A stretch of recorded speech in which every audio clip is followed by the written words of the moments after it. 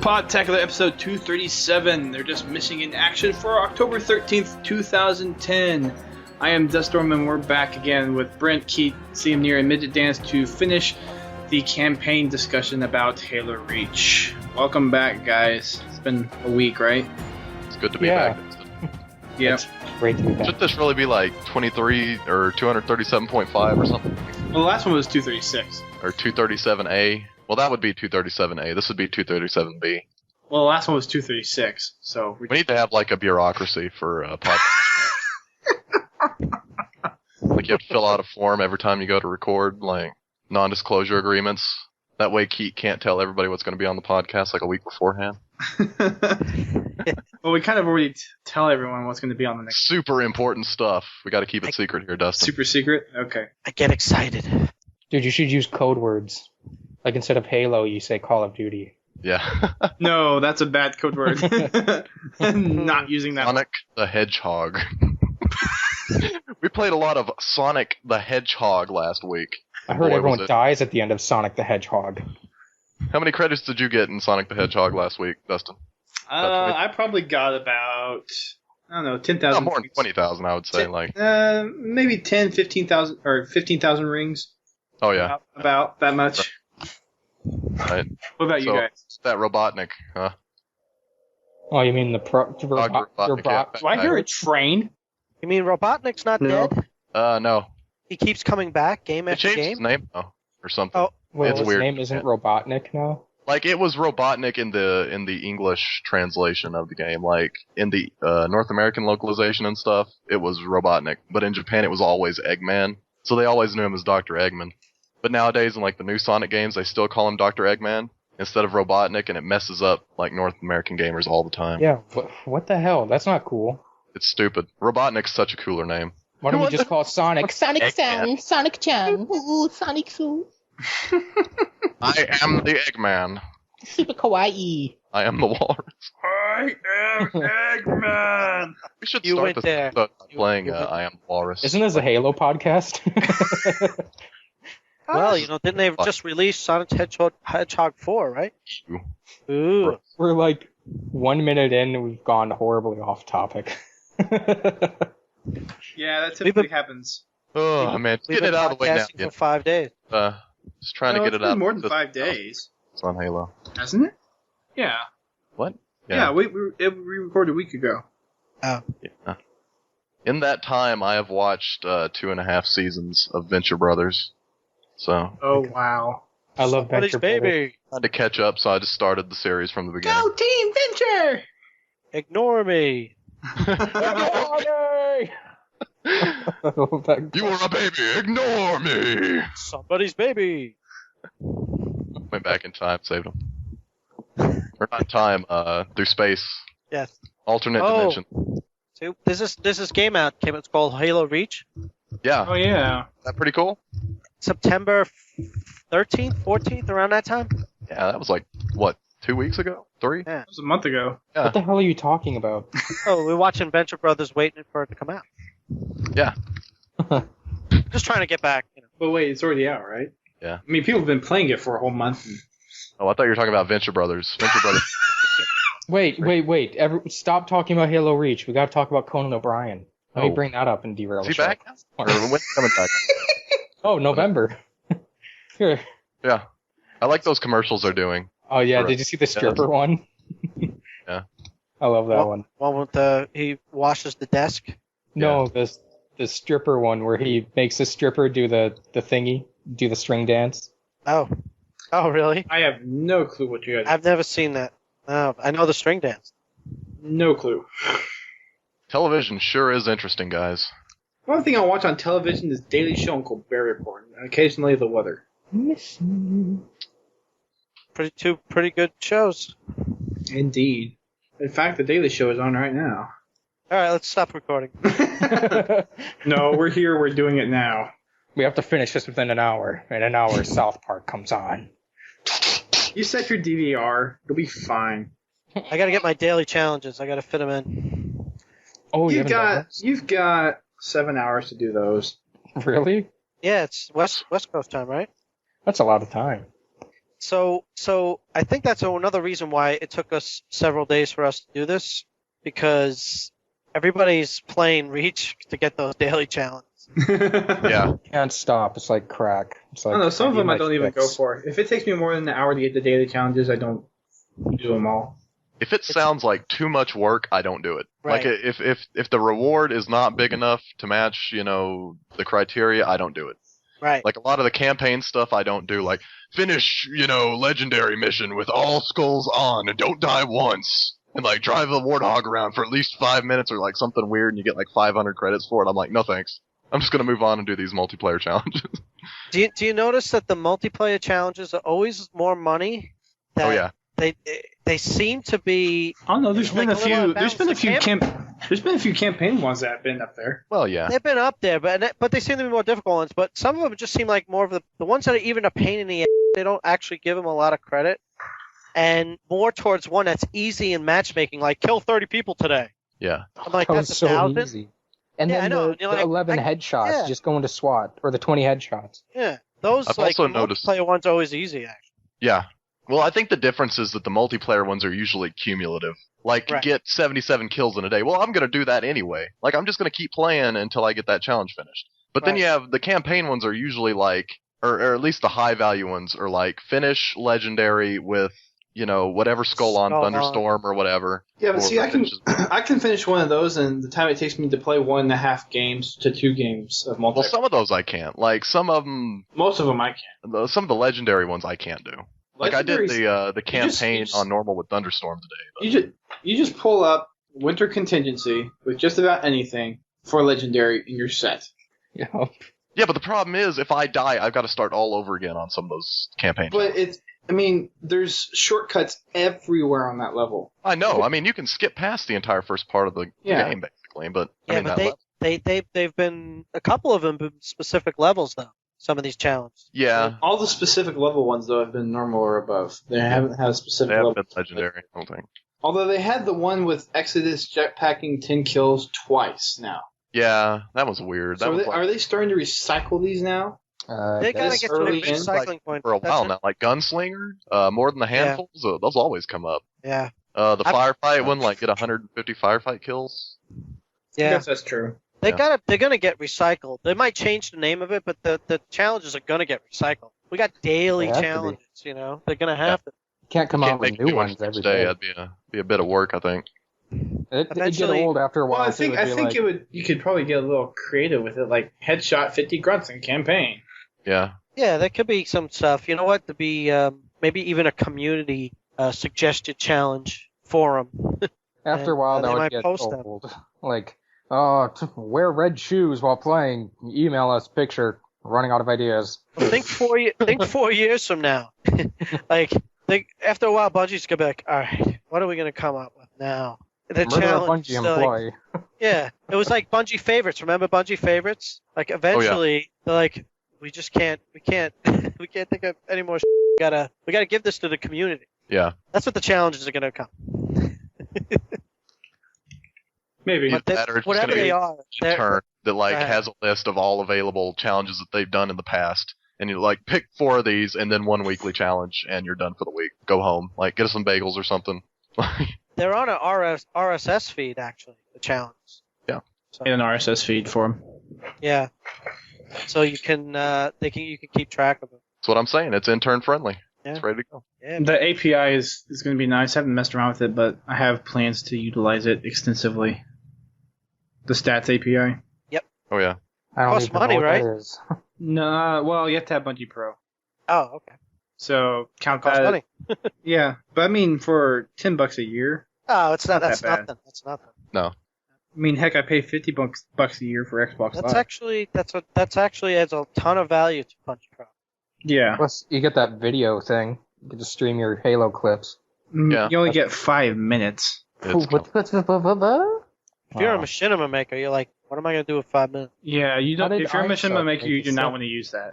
How did he do that? I'm so excited he made that HMV hell using just that. Yeah. I think that service is not made for machinima makers. I mean, it's really just for people like me who, hey, I got this cool kill in a game and I want to show everybody on Twitter, so I'm just going to upload it to Bungie because it's fast and easy and I already paid for Pro, and then I'm going to, like, send it in a bit.ly link or something to my friends on Yeah. Facebook, whatever. Yeah. It's not made for, like, massive cinematic productions.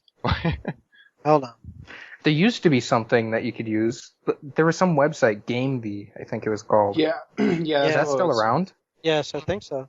That was pretty cool. I know. We've been thinking about making our own little video capture service here on Podtac. We've thought about it. We haven't implemented it yet, though. Would you do it with your capture card or what? How Yeah. do they do it? Oh man, that'd be a lot of work. That'd be a hassle. Well, I mean, we're still debating about it. We would do like an open beta kind of thing, and depending on what kind of flow. And I'm not the only one who's going to be doing it. We have a couple other people that would be willing to do it, and we would give them proceeds and stuff. That'd be cool. But yeah, we've been thinking about it. Haven't really gone with anything yet. But we're here to talk about campaigns, so let's get back on that track. Oh, yeah. Okay. Oh yeah, the thing that we were doing a podcast on. What didn't we talk about? Like, I don't think we Well, talked about we- the story. Yeah, I was going to say we talked about a lot of the specific parts of the levels that we liked and didn't like, but we never got to the actual story behind Halo Reach. So I didn't know if you guys wanted to do that, or if you wanted to do Yes. the missions, or because depending on how long we talk, this could end up being a 3-part show. Well, hold on. It all depends on if we start talking about the story and we really fly off in a tangent. And it sometimes happens when we talk about Sometimes does. science fiction. Well, we can go ahead and get started talking about the campaign part, and we'll judge from there depending on time what we'll do. Okay, Oh, yeah. So let's do this. you start off as a Spartan, Spartan 3, and you are known as Noble 6, coming into a new Noble team or filling a position. Of And- Tom or Thom. Of what? Yes. Thom. Thom was the guy before Noble 6 from the Deliver Hope trailer. He's the guy who died there. Oh, really? Yep. Thom? Yeah, that's his Yeah, they name. actually gave him a backstory too, a little bit for that guy. I mean, it's a whole character with a history. I Yep. think it's on Halopedia. Yeah. Possibly. I haven't dug as much into this story as I have the other Halo games yet because I've been busy with school. But so join the team, and then we're going off to Winter Contingency as the first level. So Got to repair those communications thingies Yeah. that went out. so Have to talk to regular civilians, see what they're up to. And How then you doing? kill them. You Yeah. kill them and then you die. Oh, yeah, that was weird. I accidentally did that on accident once, and all of a sudden it was just like, do not that kill. regular, like, kill screen. And it was like, you killed a civilian. I was like, what? Yeah. And what He should've does got out happen? of my way. Like, what was he But that's the doing? most fun part. So what happens? Something comes on the screen and says you killed a civilian, and then what happens? You die. It's just like you died, and you start over at the checkpoint. Oh, okay. But, I mean, isn't it, like, a crime to, interfere with a Spartan during winter contingency? So shouldn't he, like, die? Well, it wasn't Winter Contingency yet. It's not declared until the end of the first level. No, I mean, whenever I shot the guy, it was already declared. On the That's what first I'm- level. was it? On the first level. No. No, They winter didn't know that they were They're- Covenant yet. No, I'm saying I got the game over screen from killing the civilian on Exodus. Oh. Winter Oh, Contingency. yeah. Oh, we're okay. That's what I'm saying. Oh. He got in the way of my Spartan. Yeah, but still, I mean, That civilian shouldn't have even been there, man. He should have been off reach. I'm He's just gonna saying, die like, anyways. Come on. As a design or like a design decision, I think it should have just been like, we're gonna take away 500 points if you're doing campaign scoring or whatever, like something Yeah. stupid like that. But it shouldn't take me out of the game because it was an accident. I didn't mean to hit the civilian. And even what if if you I did, did? it should take me out of the game. You paid $60 for the game. Some people buy the game. I'm not naming names, me, just to go around shooting civilians and betraying people. And I can't do that now. Can you still shoot Marines and get away with it? Like piss them off? They Well, go they're- by they don't GTA die. 4. There Yeah, weren't you can. there weren't civilians in any of the other games though. Which Some Marines and make No, there them were. Yes, there were. there were where In Halo 3, there was civilians? Oh, Traxxas it's the employees. Traxxas. Traxxas employees. Yeah, I remember those guys. The engineers. Oh, that's right. You could On kill them. Crow's Nest, there were a crap load of them. Oh yeah. They weren't But they really had civilians. weapons. No, those are soldiers. Those guys. Well, Yeah, those. Well, they're like, and they're not soldiers. They're engineers. They stand there and work on the computers and look weird. Right. But they're enlisted, so. Well, the whole thing in the other Halo games, if you killed a friendly, or say you even shot your fellow Marine in Halo 1, it'd take a couple of shots before they started turning against you. Yeah. you had to kill And they about would 2 or turn 3. against you, and then after a while they would just stop and go back to playing normal. They still do that in Reach. Do they? Well, you, against your own. Not if you yeah. shoot the Spartans, because they never die. But if you kill enough civilians, I've done this. They all turn against you and kill everyone. Yeah. Yeah. Like on the first level, I kept killing civilians, and everyone's like, "Stop killing the civilians!" And then the Spartans killed us. So that still happens. That's great. Oh, I can't wait for campaign matchmaking, so I can do that to people in matchmaking. Oh yeah. Wow, what a douche. There's a glitch. I saw it where if you run up against someone and rub against them, then you kill a civilian, it'll count as a betrayal. So you could use that in campaign Rub against matchmaking. them. Wait, what? You walk grind up them? and you start rubbing against them. Yeah, you grind them, and then they kind of get into it. So you go kill a civilian, and then they get booted. You boot them. Wow. That is Wait, what? Who the Yeah. what now? That sounds like bizarre. the worst night of drinking ever. Like against each other, and then we killed a civilian. Like and then you got booted. That's Dude, last night you're so wasted. oh man, story of my life, right? Told you not to grind that Spartan. wow. So Okay, off topic. back on topic with winter contingency. Story. What is winter contingency? It's a contingency plan for winter. When it gets real cold, you gotta have a contingency plan for everything, man. You know? What? Contingency when it gets real cold, Dustin. No, I was. You have like a Snuggie on the I was waiting to Keith's little bebop, whatever. Oh no. That was me. I still, I was- question still stands, so I need an answer. go get your Google. What is what? Who the what now? What? Winter contingency. I think that is Contingency. that's a game thing. I think that's something they came up with. That's just the name of their contingency plan. No, I've heard. Yeah, but it's in Like a Reach I mean, goes, like Reach gets screwed up, they go into winter contingency. the winter contingency is if there's. Are you talking about like what it is in the Halo universe? Yeah. Like, Huh. what military? I What kind of Dustin military thinks tactic? about it in real life. Like, is there a real winter contingency? Like, is that See, a thing? Halopedia.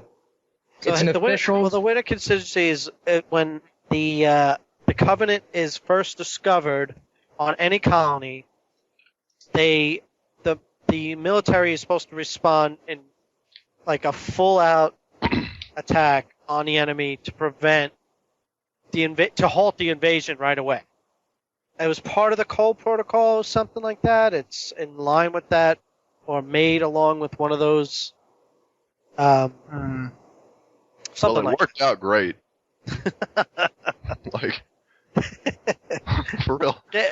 Well, none of their plans worked out. Not even the Cole Protocol. Not really. But I mean, they had to do it. Oh, they got to They do had something. to take the Cold Protocol. I mean, Earth would have been invaded earlier if they hadn't. Yeah, they did pretty good for that one for a while. It was just after a while. Google is failing. It's the winter contingency. Everybody freak out. Communications disruption can only mean one thing. I forgot, what was the, which ship was the tracking device attached to that told the Covenant where Reach was? The name of it? Yeah. Wasn't it Key's ship? Yes, they put it on Key's ship, but it wasn't. I don't know if it was the It Pillar wasn't of the Autumn. Pillar of Autumn, I don't think. It was It was like, some other ship. yeah. I think. I'm not sure.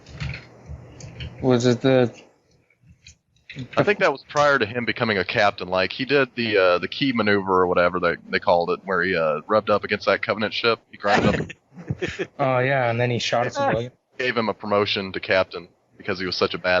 But he had like that tracking device on his ship. The keys loop. Yeah, the key loop.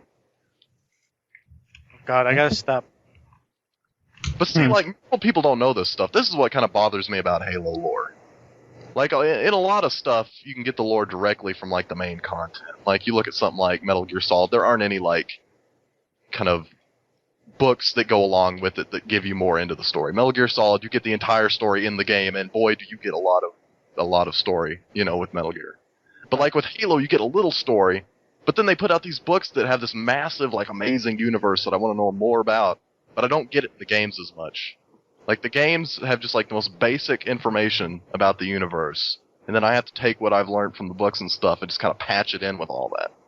Like, Right. I don't really like that much. I kind of want it all in one massive experience. I only read the books by Eric Nyland. I didn't read the other ones, so I don't know And what like, you're now they're saying they're going to, like, go back and retcon Fall of Reach to make it fit with, you know, the new game. Like, that. It's just stuff like that that bothers me a little bit. I didn't think they were. I thought it was just a different cover. I didn't think they were rewriting it. Like, retcon of, like, certain parts of the book to make it fall in line with Reach. No, I don't like that. They said they're gonna make some changes, I heard, but nothing that is major to fit the plot of Reach. See, that's a cop-out, in my opinion. I mean, even if it wasn't major, it's still like, well, they had to change stuff. Like, they couldn't even... I know. I hate the changing myself. I don't know. It's like, I don't want to hate on Bungie's writing staff, because they do a great job, obviously, but... Yeah. But, like, I would feel bad if I were Eric Nyland and they basically said, well, your story was pretty good, we're going to make a game about it, but we're going to change it up a bit because there were parts that sucked. Like, you know, we're going to make it fit with our game. And I mean, I guess it's their universe to screw with, but when you hire someone to make an entire piece of lore like that, and it's a massive piece of lore, I mean, Fall of Reach, it's not even arguable. It is the most important book in the Halo franchise of books. Yeah. I mean, it had a game based on it. It gave us all the Spartan backstory and everything. It was all... That's the thing that got me into Halo. I didn't give a crap about Halo. Then I saw the books, and they were cheap, so I picked them up, and I read them, and then I got really excited for Halo 3 to come out, because I actually cared about Master Chief. I didn't really care about him before. Yep. Like that, it made me relate to him more. Like, oh, I know who he is, I know his backstory, I know where he came from. I know that he's not just a robot man. I know that I'm bitching about stuff that, you know, the normal public doesn't really care about, but it just feels weird. It just feels weird. You know what? I feel like maybe it's just me and I'm getting old, but I used to get pissed off at this. I used to get pissed off about it, you know, like the change stuff, or because I feel like just when you thought you had it all figured out or you knew the story, and then they go and change it, and you're just like, I just got this down. I love this universe, and everything is like I'm well versed in it, and I feel like I know it. And then when they go to change everything you knew and you like so much, then all of a sudden they go change it, and you're like, you feel cheated. But I'm trying not to care about that and just enjoy the coolness of the universe. You know what I mean? Like, yeah. And the game was awesome. The game is awesome. The story I thought was awesome. Whether it fits or not anymore, I'm not even caring. I'm finding myself I'm not caring anymore. Because it was such an awesome story. Maybe that's the story it should have been. And it was a game and experience I was able to be immersive in. I mean, that's one of the reasons why I think we play story games like this, is to be immersed in it. So I thought that was done well. I'm just, with the books, I wish they would continue where they left off with Ghost of Onyx and have Eric Nyland write another one so I know what the hell happened.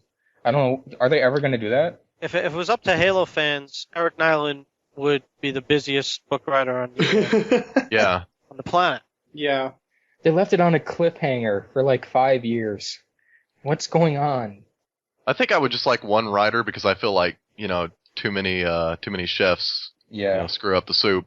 Yep. I mean, Eric Nyland knows where he would go with the Halo franchise. He would have one single vision as opposed to multiple writers. Well, I want the Halo universe to go this way, you know, what and if I want they it to go mess up this something way. he was gonna do? What if they do something and he's like, oh, I was gonna do something else, but okay, I'll just change everything Whatever, that I spent years change working based on. Right. I see what you're saying. Well, I don't think think the changes bother me as much in the Halo franchise, as much as it just feels like there's two different universes. I feel like there's like the book universe, and then there's like the game universe. Like the book universe always has like these fictional like retcons and changes and all these different, you know, kind of focuses and where they want to go with their writing because there's all sorts of different authors and stuff. And then there's the game universe, which is obviously just has one author, Bungie, and I mean they obviously know where they're going with their thing. I feel like there's two universes in. There's the book and game universe, which is the book and game universe is the games and the books written by Eric Nyland.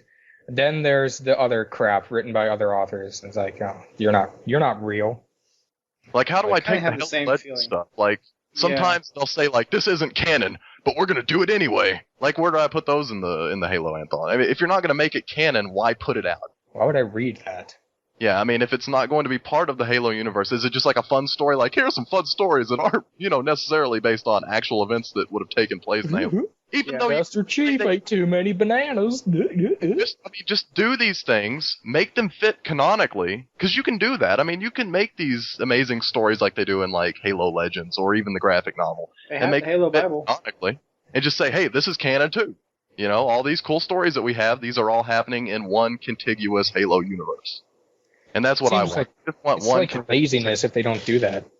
I think that's everybody's sci-fi dream is to have their universes be canonical all the way through. But here's my old man speech again. I've given up on that. I've been disappointed maybe too many times before with a lot of other series and stuff like that.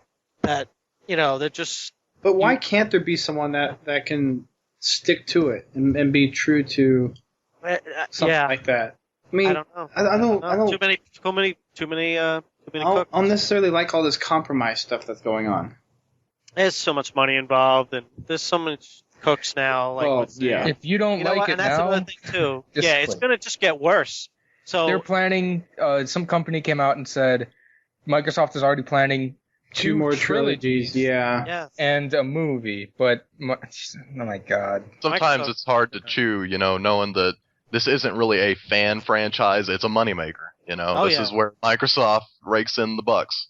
it should have no. ended with Reach. It can't feel the same if Bungie isn't behind it. It's not Yeah. gonna be the same at all. It'll I'm just just be saying, like Curious, racing, though. Unless it's a completely different genre, Here's what I'm saying. I guess. aside We're from in minority. FPS. We are in the minority because we enjoy sci-fi stories and stuff, you know, we enjoy the canon of Halo. I think it would be reasonable to say that at least 90% of the people that play Halo do not give a about the story. I mean, they might care a little bit, they don't care like we do. They're just in it for multiplayer. And when They you say the 90%, And I like clarify. multiplayer too. That's why I keep playing Halo. I mean, but the as 90% long is, as they're- hey, noob, we got owned. As long as they get their multiplayer fixed, they'll keep buying it, I think. And Now, if 343 Industries messes up multiplayer and like screws it over to the point of no return, I think that that's when the Halo franchise starts dying. But Yeah, as long as multiplayer is great, I think that the story can just, you know, completely suck it and nobody's going to care. They'll keep buying it anyway, and it'll always be Microsoft's moneymaker. it'll get worse reviews on game review sites, but everyone will still buy it as long as the multiplayer is good. Yeah, Oh, I no. agree with that. Well, it depends for me. I mean, wouldn't buy you, but I'm not talking about you, Dustin. I understand, but we're very critical people. Like, we care about that stuff. I'm talking about general, you know, 420's here. Time to pwn some noobs and smoke some weed, you know, fellas. Don't you mean 420 is your time upon some news to smoke some weed? Am I cool now? Is They don't have everything cool? Well, some of them might. I don't know. I hate when you see that and then it's the voice comes through and it's like, hey everybody, how you doing?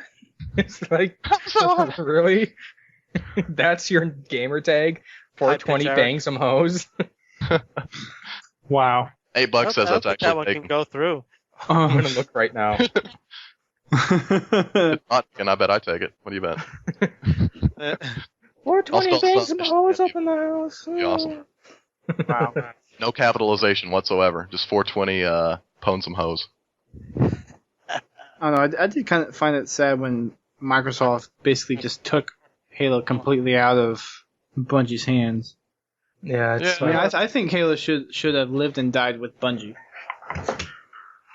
Like you said earlier, Brent.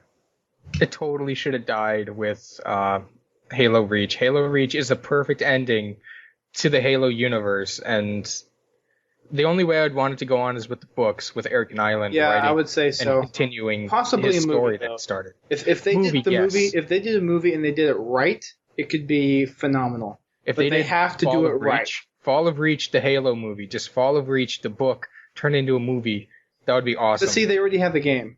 Well, it's. I mean, I could see following something- the storyline of the book. I think that would sell more, especially now that the game is so popular. I guess. I mean, it's called Fall of Reach. Everyone knows Reach is gonna fall. Here's a conundrum I've come to, though, in, like, regards to the movie. Like I was saying earlier, I think, like, I don't know, but I mean, the large percentage of Halo players don't care about the story, right? So, would they go to the Halo movie? I think so. Well, Would they have you seen the news this week about What? Steven Spielberg? I'm not saying it. I'm not talking about the quality of the movie. I'm saying, would people go see it? I would. Would the people that play Halo, us excluded, people like us excluded, hardcore canonical fans excluded, would a lot of people go see this movie?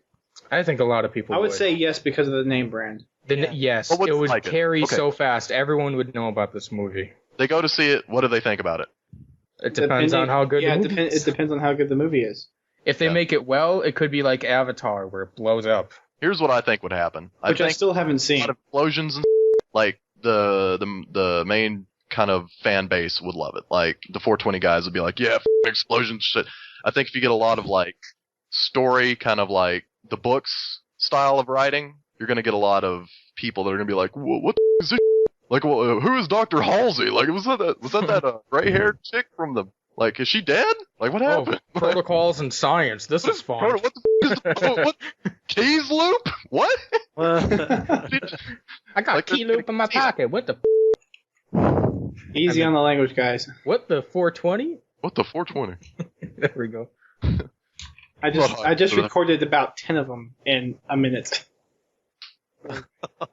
Just cut that all out. 10 Yeah. what? Clink. No. Just cut it all out. We weren't talking about anything important. We're talking about mainstream Halo fans, so it's not important. We should start talking about the Reach story, you know, We instead Let's of talk about the research. So winter contingency. You activate comm relay, get back Yep. in touch with command, and you figure out the Covenant's on Reach. Yep, and then you go turn on the generator thing, comm relay. Yep. Yep, you kill an elite. But Two you, of them, you actually. you don't actually turn it on fully though. It only turns on enough to talk to the colonel. Yeah. Well, it turns on enough to it's still an unsecure connection, but it's something. Yeah, but they're not that part of the reach is the communications are only to that area. They're really not. That's why the invasion was not well known. Right. The communications was a major problem. Yeah, and they thought it was all rebels at first, and then they figured out it was Covenant. I mean, no. I keep imagining Kat as Borat because of her voice. Well, What? I keep imagining Kat as Borat, like saying the things Borat said Oh, I was thinking of Borak. because of her voice. I was about to say Borak. Like, All right, I hack a system. Hold off enemies, please. I like hold you. them off for me. I'll look at it a different way.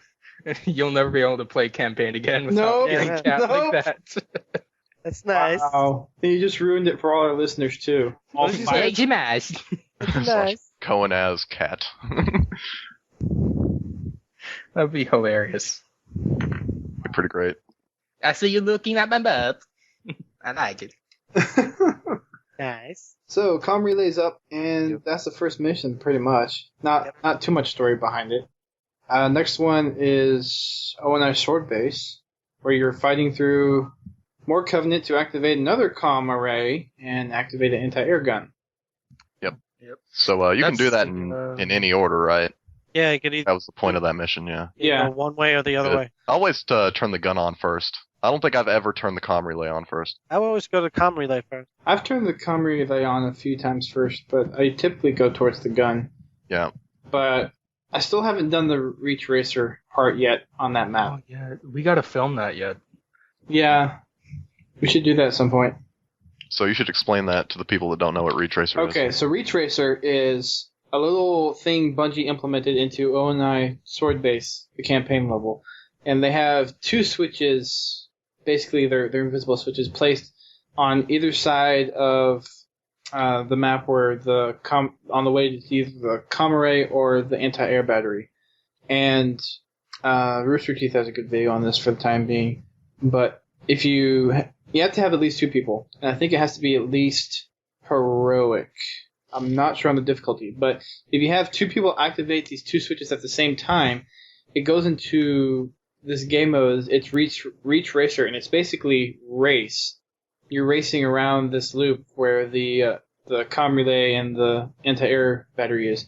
Now the enemies don't get all taken off, but you can basically race this thing over and over and over again, however many times you want. And I think to get out of it, you basically just revert to checkpoint. Yeah. It's really cool though. I love racing. Racing is like my favorite thing to do on Halo. Yeah, we can tell. What? No, man. But it was a nice little Easter egg that they put in there. They do really good on the Easter eggs. They did, especially that last, which I haven't seen in person. Which one? The one on the second to last level. Oh, the tribute room? Yeah, the tribute room. I'll have to show you that, man. I have to do it with you. Yeah. Oh. Will. But we haven't gotten there yet. So back to Oni Sword Base, where you get to have your first encounter with hunters, and you get to take out a bunch of banshees with rockets. And you have the target locator. Oh yeah, target locator. I always save that until the very end of the mission to take out the dropship. That you can actually use the 2 rounds in the target locator, and if you keep it and bring it all the way back around, it recharges back to 2. Yep. Yep. How long does it take to recharge that thing? I can never figure that out. It's like forever. It's whenever you get back to the gate. Yeah. You get back to the checkpoint of that gate, then it recharges to 2. No. Yeah, I take that back. It's just the area. You don't have to get to the gate, but the area where all the After you do the 2 thing. After you do those, it recharges back to 2. So you could use your 2 rounds. So you can do one to get both the race, and then you can do another one to shoot off what other enemies or ghosts you want to. And then you can save it for later. Like some people have suggested luring out the hunters and shooting them with that, but Oh yeah, I've done that once. I did it once, but it's tough getting those hunters to come out.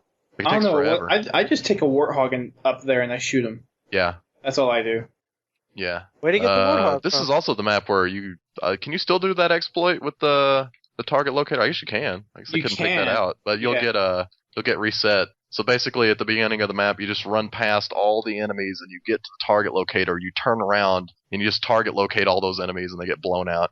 And you get like about 2,000 credits every time you do that. And then you just restart. Not to mention commendations. So Well, maybe get that credits should for be that? allowed. yeah, you get credits for killing all those. I think you get like I did it once just to see what it would be like.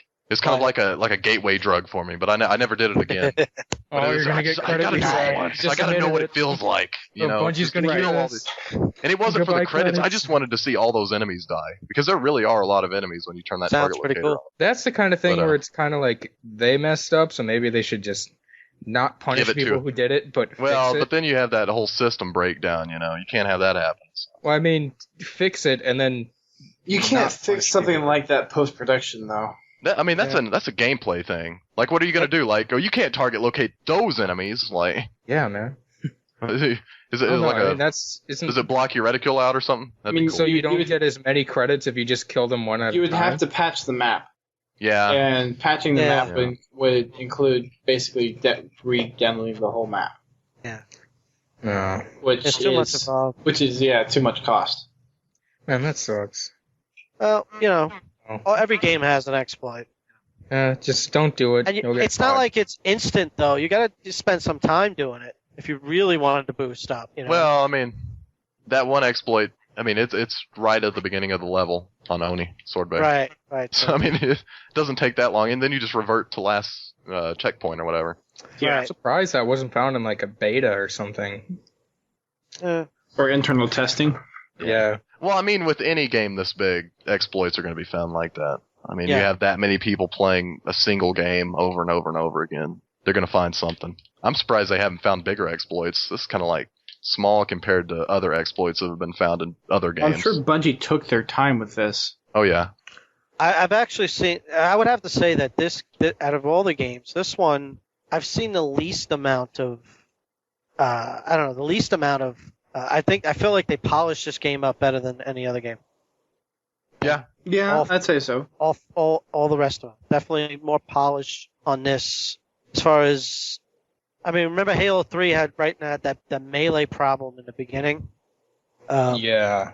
Everyone like die. You'd melee someone and both people would die or something. Was that it? Yes. No, that was added afterwards. Yeah, no, but they fixed it that it said they had the melee right, but what the problem was the way it appeared on screen to you wasn't right. Oh, So it yeah, looks yeah.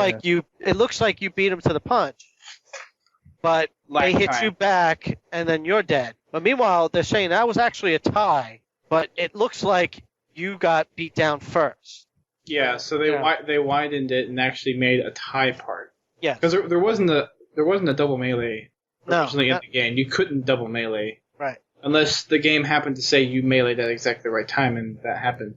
Yeah. Well, now it happens all the time. Because melee system. That was so annoying in Griffball when that was going on before they fixed it. Yep. I love Griffball. Griffball. Oh my They God. actually have a voice for it too, which is pretty cool. It goes Griffball. Yeah, Griffball. That is cool. Griffball. Griffball. Griffball.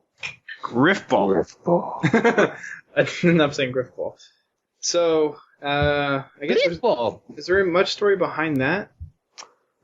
The O&I sword base? Oh. So, well, the Corvette that was above sword base attacking it, they drove it off, Yeah, with the long swords. and then a Mac round blows it Halsey at you for a little while. And Halsey's speech to them is classic. Yeah. I love it when Carter told her off. I was like, hell yeah. Yes. She's like, I could get you arrested. He's like, well, you know, Maybe. civilians can't Spartans during winter contingency. Maybe I'll lock you up. She's like, what? You threatened me. I have Meanwhile, no though- kill switch. Meanwhile, the whole time, though, knowing, the Bungie story, the Halo story, you're like, dude, is he really talking to Halsey that way? I know. Like, you know who Halsey is? I mean, Well, he's Well, a he 30, said he was not a just 60. saying facts. yeah, I was She said, saying, are you threatening me? And he says, nope, I forget what he says exactly, but it's like basically, just making the I'm point. just telling the facts, dude. I'm just saying how it is. Well, but he kind of Don't fuck with me. Don't. He kind of slapped her. He kind of gave her a slap with that. That's what that was for. He talked back. Well, I mean, it wasn't just him being an asshole. She was an type. She was like, well, I mean, you stole this from me. She was being a cat. Oh yeah. And he was just like, screw you. Cat's my teammate. Like, suck. Right. Well, they have no allegiance to that. Not allegiance. No ties to Halsey at all. So they're like Well, George did. only George. Yeah. Only George. Jorge. Jorge. But she didn't have to be such the most a huggy pain bear. in the butt. Well, dude, she's in a major panic. She knows so much about what's out there with these artifacts and what the Covenant's doing. Right. She's like, I ain't got time to mess around. She give me what I understood the need. threat better than anyone. Yeah. Really. So she's like, we're about to be extinct. I'm not messing with you. You stay out of her way. Yeah, come on. I mean, she's got kind of a grudge against Spartan 3s anyway. Yes. Just because Yeah, they they're were like commissioned by Napalm. Ackerson. And you know how much he loves Ackerson. Ackerson versus Halsey. That's the next game. It's going to be a fighting. Ackerson versus Halsey? Yeah. It's just two Is old that going to be people like fighting. Kenny versus Spinny? Like, Yeah. Fight! Fight. Pull out your cane. Fight. Fatality. Fatality. No, in this one it'd be killtality or something. Kill tech. Count your gray hairs. Who has more gray hairs? Halsey wins. The Halo movie, whoever plays Halsey, that'll make a good movie. If it's a good, Betty good White. Halsey. Yeah. great. I love that. Make it. You know what? Make Halsey who's that girl from Glee? What's her name? Oh, I know who you're talking about. The kind of butch lady, Yes. the cheerleading coach Yes. or whatever. Yeah, Yes. that lady. I know who you're talking about. I forget That's her name. Halsey.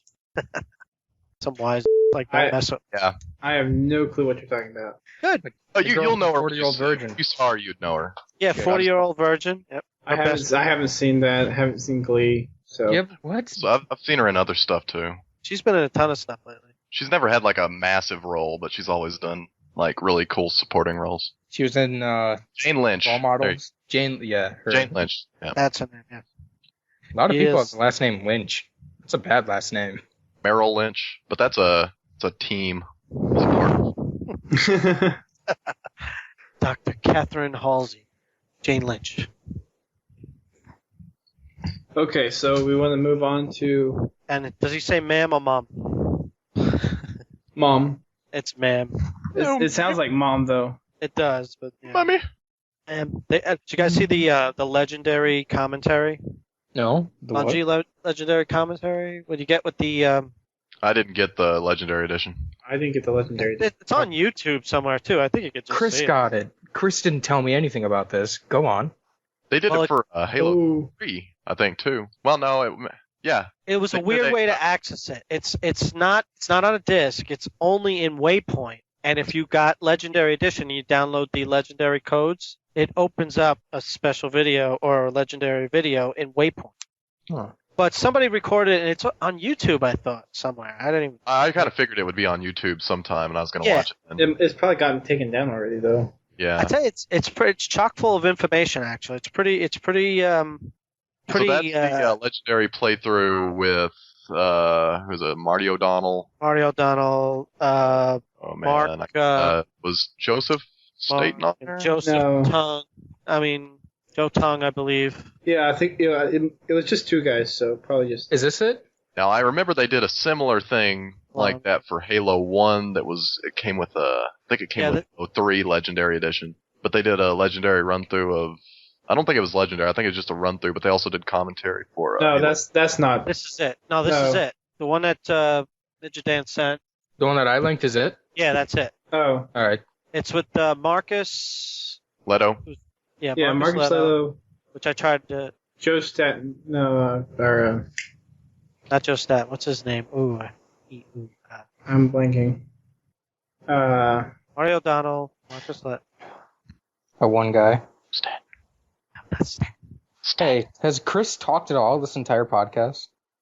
Chris? Is it Luke Smith? Did he do it? No. Okay, good.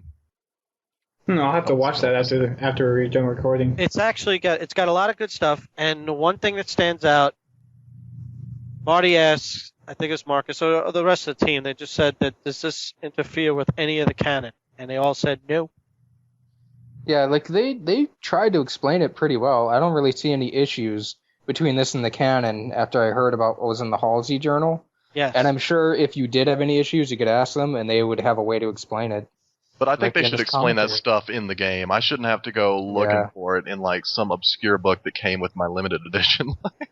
True. Like, I didn't get true. But- I mean, But for people that are really into the story, though, that's going to be you're going to look into it, and that'll suffice. Where But, a lot of other people, like the Fall of Reach, just so you'd know kind of what was going on in the story. Yeah, and but- you read it right, so you've got a good memory of everything that's going on, and then you have all this stuff that isn't explained in the game. It's like messing with canon, kind of. okay, but this is going back to your scenario of people that play Halo for the story versus people that just play Halo for the multiplayer. But you got to realize there's an overlap too. There's a middle area. There's an area where there's people. Yeah, but how big is that comparatively to the people that just play Halo because it's Halo?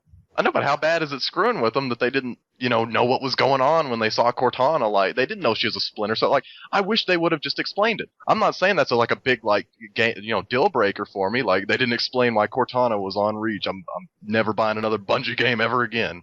It's just something I would have enjoyed to learn about in the game. You see what I'm saying? Yeah. Okay. They should have at least, or they should in the future, sell the Halsey journal or something. Like, maybe as a book or something. I'm sure it'll be transcribed and posted on the internet at some point. I was If it looking hasn't- for if it it now, Yeah, damn it. HBO. If it hasn't been already. HBO probably already has its own. Who knows? I mean, you remember back when they did magazine scans when Halo 3 was about to come out? I can't Yep. remember. It was EGM or something. and didn't have a whole lot of information on Halo 3. So when Wasn't that it came 1UP too? they I thought 1UP had some stuff too back then. yeah, but EGM was 1UP back then. They were the same entity. EGM was the magazine that 1UP.com was based on. Right, Then right. EGM went under when Ziff Davis Media went under. That's right. Yugo got 1UP, but they had to get rid of EGM because it cost too much money. And now EGM's back, but with a new owner. So, weird stuff. I think what Brent, what you're trying to say is with explaining it in the game, when they can easily tell the same story, but I don't know, drop little things in between that we know as Halo fans that mean something to us. Tell that it should be in the game and not have us to go outside. You don't have to necessarily put this whole explaining a backstory in there, but at least put maybe a line in here or there that has meaning to people who know the story. I guess I just feel like it would be more meaningful if I learned about it in the game as opposed to outside of the game in like a book or something. Because maybe if they showed a quick scene of it or something, maybe they show something off camera a little bit, and they turn to it and show something that would like say something about the splinter. Like maybe you'd see on a screen, it say like Cortana's 1/10 of Cortana or something. You know what I mean? There are ways to subtly drop little story hints. I mean, people have been doing it for years. Right. Intrigue has always been a big deal in story writing. Right. Well, that's what I'm talking about. Like that's what I would prefer. I mean, I don't know. I know they can't always explain a lot of stuff in a movie. I mean, in a movie and a game because of time and whatnot. But they also want to appeal to a larger audience by not having to flesh out a big sci-fi explanation in a cutscene. So they may do it in a different way, another subtle way. So I don't care if they drop like little hints about stuff that I might or may or may not care about. Like if they said something about, well, this ship was here on Reach, during the invasion, but it made it out, and there's like this Reach ship and it's really cool, just stuff like that. But when you have something as big as why is Cortana here when I read in the book that she wasn't here, like that's not something you need to keep secret. That's something you could, because I wouldn't have known if I hadn't have asked you guys. She could have just used the word splinter. She could have just said, yes, this is a splinter of Cortana. This is a splinter cone of Cortana. Like, that's it. This is a data dump for a powerful AI. You must take it to her. There. In Halsey's script, in the script in the game, if they just said that, well, they didn't even mention 2 words right there, and then you would have gotten a ton of information. But okay. Well, they didn't even say Cortana in the game. They didn't say Cortana. They just said this is AI, so it implied that it was Cortana, like not a splinter. Like this AI is the custodian. Blah blah blah blah. But it wasn't explicit, so. Yeah. Well, it looks and what's 2 words you can add to appease the fans. I mean, now we know of the Halsey Journal, but I understand Brett's point. He's just saying like we really. I mean, they may have had. It's not like it takes like a huge 10-minute side story to understand that. Right, but just like stuff in the game instead of out of the game. The reason I play video games is because I like absorbing story information and gameplay in the game. It's why I don't read as much as I play video games. It's why I don't watch movies or television as much as I play video games. This is my preferred form of media, and I would like to have the story presented through it. You see what I'm saying? Yeah. Gotcha. But I'm sure if you talk to Bungie about it, there's probably a reason why they kept that particular part out. I mean, I'm not saying that they should have, but there's probably a reason for it. Well, to put it in the Halsey Journal and sell more limited editions. It's their method of storytelling. It's doing it in so many different levels. Like, if you are a fan of the fiction, like they leave secrets all over the place, and they leave clues all over the place, and you're like, okay, fine, we're gonna put it all there. They sit back and say, okay, try to find everything, and we'll watch you guys come up with your theories, and meanwhile we have an explanation for it somewhere else. It's their way of telling a story. Yeah. I mean that's if through all the other games, there was meaning behind almost everything in the game. And as far I guess the problem I had with the Cortana thing was it was just really, really confusing. It wasn't something that I didn't know. It was something that was conflicting in my mind. Because I had two pieces of information. I knew from the books that Cortana was on the Pillar of Autumn prior to the invasion of Reach and had to turn around and go back to Reach or whatever, and she never got off the ship. Right. And then I have the game telling me, without, dropping any hints as to why Cortana was there, just for some reason, Cortana's with Halsey. And I mean, it was confusing. Like, I thought that they had really, and because the games are more canon than the books because the games came from Bungie as opposed to the books, which came from somebody commissioned by Bungie. I mean, it's weird like that. Like, it really just comes down to how you define canon. But, like, I thought that maybe there was just a divergence in the way that they wanted to tell the story. I thought that perhaps the Fall of Reach, they had retconned it to where Cortana was on Reach and not on the Pillar of Autumn, and that was just the story, and it was confusing. It was confusing to me when I first saw it. And then I was amazed when I was like, this isn't, retconned out. This is just part of the story. But I didn't know about it because it was in the book I haven't read. When I first, when they started kicking in, like, you saw Cortana, and then we said, all right, they started saying, all right, we got to get it to the Pillar of Autumn that's waiting somewhere. Like, I really wasn't even paying attention that much. I'm like, oh, I guess we're going to get back into a Saber and fly out to the Pillar of Autumn in orbit, because it was supposed to be out in space and never came down to Reach. But supposedly, in the timeline, it had time to come down. So that's what I thought. That's why, I was all confused at the end. Believe me, right after I'd done playing the game, I hit the webs and the internet and tried to find. Maybe like she had got off the ship and traveled to Halsey during the time that they were docked or whatever. That's what they kicked her back out. Yeah, but it's a timeline thing. This supposedly when they wedged this story kind of into how long Reach has been invaded for. Yeah. So there seems to be a lot of time to play with here. So I think that I think in time, and I actually think where it's going to come from, or where it's going to be explained, is in 343 on Waypoint. Will have their series where they show timelines. They talk about a lot of timeline stuff. They'll flesh it out. I like that they're trying to set up a continuous timeline. I like that effort. The 343, the guys over there from Ascended Justice, the couple of guys that are there that got hired, I trust those guys. You think what we're talking about with the canon right now, how it pisses you off maybe, and how you care about it, we're nothing compared to those guys. Well, how would you like to go from, studying canon to actually creating it? Exactly. Like being able to determine what is and isn't canon. Those guys they got to be on cloud nine, number one. Number two, what better people, but I've never seen the work that they've done. I've never seen anything like it. Putting together the canon. I used to go, after every game, I used to go to their site and say, okay, that explains this, that explains that. No wonder. They tear it apart like no one else. And I feel that with them up there, I don't think they would, I don't care how much they're paying with them. It seemed like kind of guys who'd be like, if you guys keep screwing this up, we're out of here. Right. Or they have an answer for it. I trust those guys. Yeah. Are we still on Oni Sword Base, or did we move? Because we were talking about Halsey. We were jumping around. Yeah, Halsey was kind of an asshole to the Spartan 3s, and then you move on to, was it Nightfall? Yep. Yes. Yep. The refresh back to Halo 1. The Truth and Reconciliation. Truth and Rec. Yep. You even have a sniper. So cute. But you don't have hunters on there. You have a lot of bullets. Yeah, you do. Never mind. At the very end, you have hunters.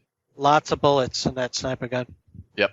Don't you get 50 or something? No, you get 72. Yeah, it's a great number, man. 72 or 80. Talking about? I don't know what you're talking about. Talking about Nightfall, the 4th level. The beginning of level, John gives you a clip for your sniper. It's 70 rounds or something like that. That's insane. Yeah. You have tons of sniper rounds. Although on Legendary, you're already done by the time you get to Rally Point Alpha. But yeah, so this level is basically I think Bungie's tribute to the Halo 1 level, Truth and Reconciliation. Yeah. Where you're basically infiltrating into the Covenant stronghold and finding out kind of what they're doing on Reach. What was it? Some kind of jammer? Is that what they were going for? Yeah. Yeah. The jammers. They were trying to find out how the presence was, and they found a jam. Yeah. Which basically said, oh, man, there might be a lot more of these people, or a lot more Covenant on here than we thought, especially with these jammers.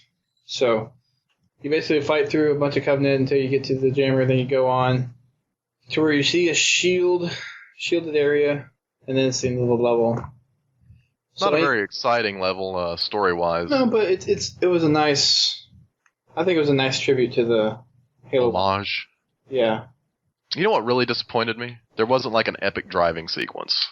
I know. Like, I didn't want it to end like that necessarily. I mean, if they did, that would have been cool and all. But even just, like, put it in the game. Because, I mean, the big thing about Halo 1 was that ending driving sequence when you're, driving the Warthog off of the Pillar of Autumn. Through the Pillar of Autumn, yeah. I played that Halo 3 level so and many even times. Halo 3. I mean, my favorite part of Halo 3 is racing off of the Halo, jumping into the ship. And they didn't have anything like that in Reach, Yeah. That was so much fun. I would go back to Halo 3 right now and play that. That was so much fun. Like my friend Taco Riffic had a series called Fun on Halo, which is just us playing that level over and over. There's like 10 episodes of it. We played that level so much. It was so much fun. He started filming it. Wow. I love that level. Wow. And I was looking forward to that. We kind of had that with the Saber one, I guess. But it's not the same. It's not the same. It's not a driving level. Yeah. Yeah, I mean, maybe it's that was fun. their attempt at it. And then there's that one Mongoose level, kind of. But there was no epic Warthog thing, and I was looking for that. I was looking forward to that. I don't know, the Saber thing, I think they could have made it longer. Yeah. I wish they just had a multiplayer map where you could just go around. Yeah, or Shooting like Saber. matchmaking Saber fight, and it's or something. That was Saber fight. Star Fox. Saber fight. Everyone was so hopeful about that. Like, oh, dude, this means we're gonna have a whole new game mechanic. Oh, I wonder if there's gonna be really. No. custom sabers. The people I knew were like that, and I was just so pessimistic about it. Like, oh, yeah, I figured they wouldn't do anything like that. I mean, it's just too different from regular Halo multiplayer, and they know that's where the moneymaker is. Like, you don't mess with Halo multiplayer. I don't know. I think a lot of people would have enjoyed it though. As a separate game type, yeah, but I don't think you could have. When you have Invasion, that was new. I think it's not. I think it's not deep enough in skill. Where it'd be great for a little thing for the fun, maybe even just customs, but like some kind of matchmaking in that. After a while, that get dry. They would have had to elaborate on it. It could have been a social playlist kind of thing, though. Stuff. Because really, go ahead. Well, you're right. They would have to elaborate. Like they would have to add more things your ship can do to add more skill to a combination of things you can do instead of just barrel rolls and missiles. Yeah. I hope the DLC. I can't wait for that. Awesome maps, but I was just disappointed that there was no epic driving level. Oh man, that crushed me. If anything, the Saber level just made me want a new Star Fox game. That was last week. Last week when we were talking about which campaign was your favorite, I couldn't decide because Halo Reach is my favorite campaign, but Halo 3 has the best level ever made in any video game for me, which is that Halo level. I could play that all day, nonstop. And it was just, so suspenseful. I never really got that feeling of suspense with Reach. No. That I got on Halo. Well, you know the end. Well, I mean, you can still have suspense in a game, even if you know the end. Even if, in a story, you can still have moments where, I know this isn't where I need to die. Like, I need to keep going. But you can have the little twist in the story where you haven't necessarily read upon, or you wouldn't know that was there. It's like, oh, that's interesting. Yeah. It's like you could have had those. Halo 3 would have still been exciting in Reach. You would have had to change it around a little bit. Like instead of on Halo, you're on, Covenant Super Cruiser or something weird like that. But how would you like to drive around in a Covenant Super Cruiser on a Warthog? That'd be weird. That'd be well, cool. you know what? They try to fit. I think. You know what? They play tribute to so many of all the games, all the Halo games in the Reach campaign levels that I guess they just did a little of everything. There was nothing over dominant except for the Saber, I guess. But well, I'm glad they didn't do any flood levels. Well, that's one thing that yes, you got to be. We should all just be thankful right now for that. No flood Reach. That alone makes Halo Reach the best campaign of all time. God. Yeah. Yes. So a little of everything. Remember, what about a tank? Like the tank part in towards the end of the game is not as long as, and usually you have it a couple of times. There's only one time in this game when you do a tank level.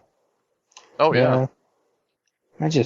Oh man, that driving level, I'll never get over that. I'm gonna have to play Halo 3 again to get my fix. Get your fix. I guess the only one on my friends list playing. I guess on the tank levels, I never had that tank beats everything feeling. that I got on the Ark. You know, driving around on the sand, blowing everything up. Yeah, because they just put everything there just for you to shoot with your tank. It's like, oh, sweet. But the tank didn't beat everything. If someone ran ahead, it got teleported and got crapped on by all the enemies. And it blew up really fast. Yeah. You never really felt like a bad as much, I guess. Yeah, yeah. I got that feeling too. Like, it felt like you had to protect the tank, not the tank was protecting you. Yeah. Just to get that achievement. I don't know. I didn't even know there was an achievement for it until I got the achievement the first time I did it through. It's like, oh, that's cool. I didn't get the achievement because I ran ahead using my awesome strategy of run ahead, throw a grenade, die, respawn, throw another grenade that I always use in campaign. And so I teleported the Scorpion up and it blew up. So did everyone here get the Saber achievement on the first try? Yes. Yep. 'Cause I got that on accident too. I was like, what? That one I got on accident. It was like kill the Corvette or In under 3 minutes. Yeah, take out its engines and escorts in under 3 minutes. Some of these achievements were so easy, man. Yeah. I mean, the only ones that were hard to... The only one that was hard to get was if they came to hear me beg. That one's kind of glitchy too. Which one is that? It's one where we have to assassinate an elite.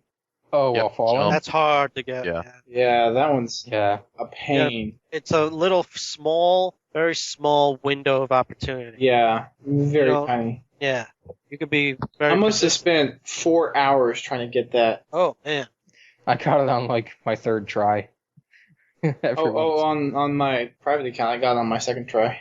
I think I got it. I think it took me like 35 tries. I still haven't gotten it. I just gave up. It's definitely Oh my God. hard. Like I tried it like 100 times. No joke. Couldn't get it. Yeah, Wow. it's hard. Timing has to be just so.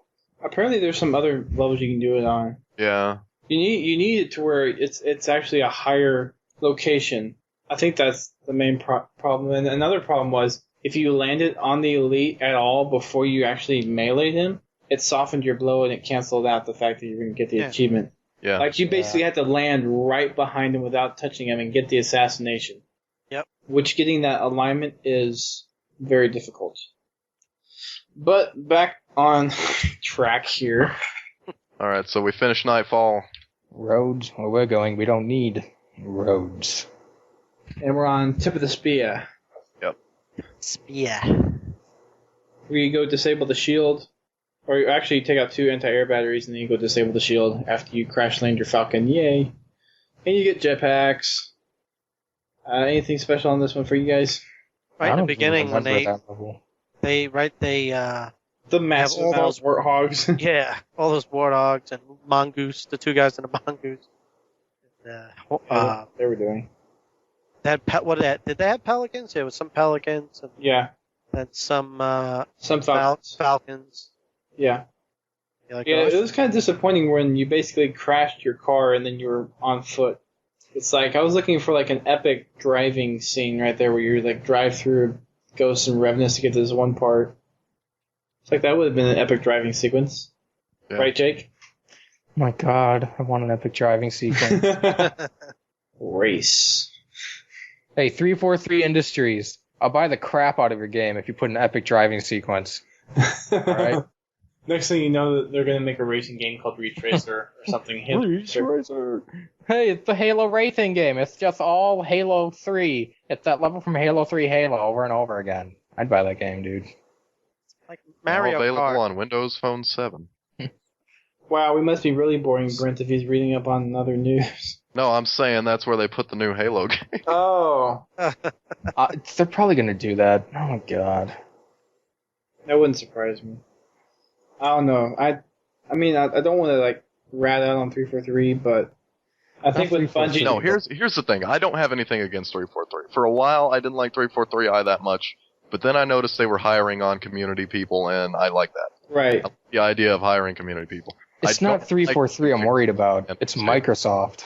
That's what I'm saying. I don't like the way Yeah. Microsoft handles Halo. Okay. Yes, I should phrase that to be Microsoft. Yes. You know what? The way they usually handle stuff, like hiring those community people, is actually something Microsoft usually doesn't do. So it's kind of. But in my Between- opinion, Halo should be Bungie, and Oh yeah, we would I mean- love for it to be in their hands, but I'm going to be very, very cautious with the stuff that or game-wise 343 puts out. Oh, absolutely. Everybody will be. It's not like Microsoft can tell them to do something and just go, no, we're not going to do that. Like, hey, make a Windows Phone 7 game. No, we're not going to do that. Yeah, whatever Microsoft wants, Microsoft will get. Yep. So that's why I'm worried. If you get a chance, we have a copy of, I think it's Gears of War 2. There's a, I guess the limited edition commentary or making of the game. Yeah. It's either Gears of War 1 or 2. I'm not sure. I think it's 1 actually. So the Microsoft comes into Epic to check in on their progress. How you doing? You got our game ready? And it's a woman and she's like, you got our game ready? You could sense the tension in the air. Like Epic Studios are just like, oh, we got to do everything that they tell us to do, and we don't like that. A studio hates being told, to be, they want to they want to be creative on their own, and they hate having to change stuff in their creative. It's you got it's like your telling creative, an artist how to paint. right? So like Picasso, what the hell are you doing? Put that eye back up there. Oh, this is how I like it. This looks good. Here's the thing with Microsoft. If we were going to compare him to Picasso, they would go to Picasso. They wouldn't make him change his art style, but they'd give him like 3 days to make his next painting. And no matter like how unpolished or unfinished the thing was, they'd put it out anyway. Right. And then they would if he like asked to get more time. Right. Instead of drawing like a face, it's just a robot face. It's a big square. Like he didn't have time to make a weird human face. I'm not gonna lie, I enjoy the idea of like a young female Microsoft executive breaking her foot off in the ass of Cliff Bleszinski. That'd be pretty fun. It wasn't. Actually, it was. I think Cliff was in the meeting or whatever. But well, you think he would be? I mean, he's like lead producer, isn't he? I don't know. I just forget. I can't remember. It was a while ago, and there's definitely a ton of, but there's still a couple other people way ahead of him. Like Mark Rain and. But yeah, Mark Rain and all those guys. So there was some meeting, and you can sense, like, you know what? There was a debate about the chainsaw. Microsoft was pushing back and said the chainsaw is basically stupid. You shouldn't do it. The chainsaw on the gun. Yeah, obviously, because that's not I thought everybody's favorite part of Gears of War. Yeah, I know, right? And Microsoft pushed back on that. They said, this is not going to fly. But eventually, I think it was Cliff who eventually convinced Microsoft that you should just take a chance on this and let it go.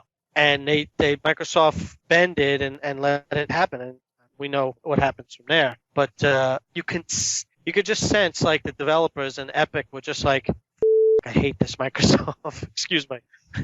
All right. I understand like major publishers being wary of new untested developers, but for something like Epic, why wouldn't you just let them have artistic reign? Why wouldn't you just let them do it? I mean, because you know that they're going to put out good stuff. They've been proven, Right. Just let them do what they want. Same thing with Bungie.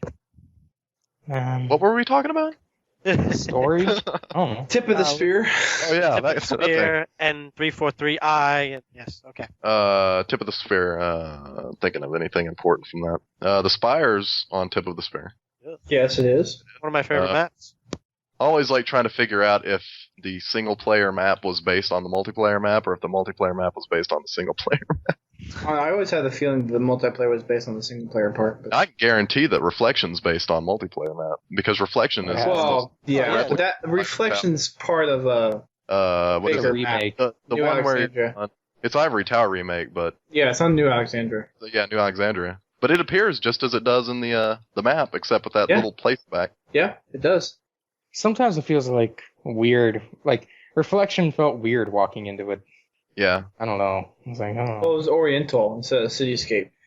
Not the actual level, just seeing it in campaign. Like. In campaign. Well, I had that same with the sword base.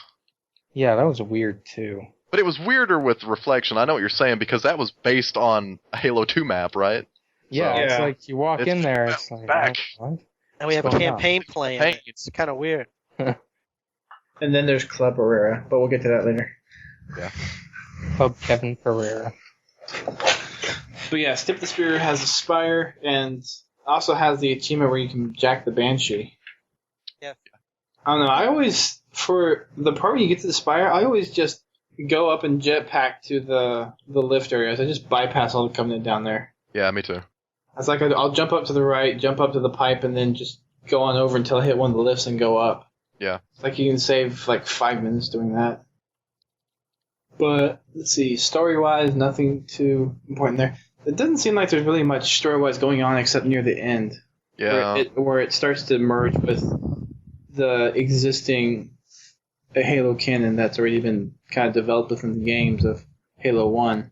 So, yeah, tip of the spear, you make the shield go down, you get the Mac can to kill off the Spire, and then don't they get shot with a... There's something Do the two frigates get shot off by a carrier or something? Yeah, they destroy, like, some frigates. I think I remember. Because they're like, oh, dude, we're screwed. Like, we took out one of their cruisers, they took out, like, 5 of our frigates. Like, I mean, look at the size of our frigates compared to their cruisers. They're tiny. Super carrier, all of a sudden. Hello? Yeah. Super carrier. But yes, after that, you get to fly a saber in Long Night of Solace. Super Carrier sounds like it needs to be, like, the name of a chain of grocery stores or something. Super carrier, we carry all your grocery needs. That's why we're so super. Yeah, super. Super duper. Now with bigger super duper carriers. So moving on to Long Night of Solace. You get to fight a wave of drop pod elites and grunts. Yeah. I'm thinking about what else you do. You run up the beach. Yep, run up the beach. Secret Saber program. Totally just sitting there. And supposedly Noble 6 has flown before. Yeah, he's been trained. Yep. The secret program which Kat happened to know about. Kat knows stuff. And not Pilgrim. She hears things. Tapping into stuff. Knows stuff. There you go, 343i. Just do a game about being an Oni agent. There you go. Remember what we said though? Oni cleans up everything, fixes everything. Yep. So that's what 343 is really. Essentially, it's Oni. No. No. Oni. Let's see. Other than the space battle part, it's just epic. George dies. Space battle. That was cool. Space battle.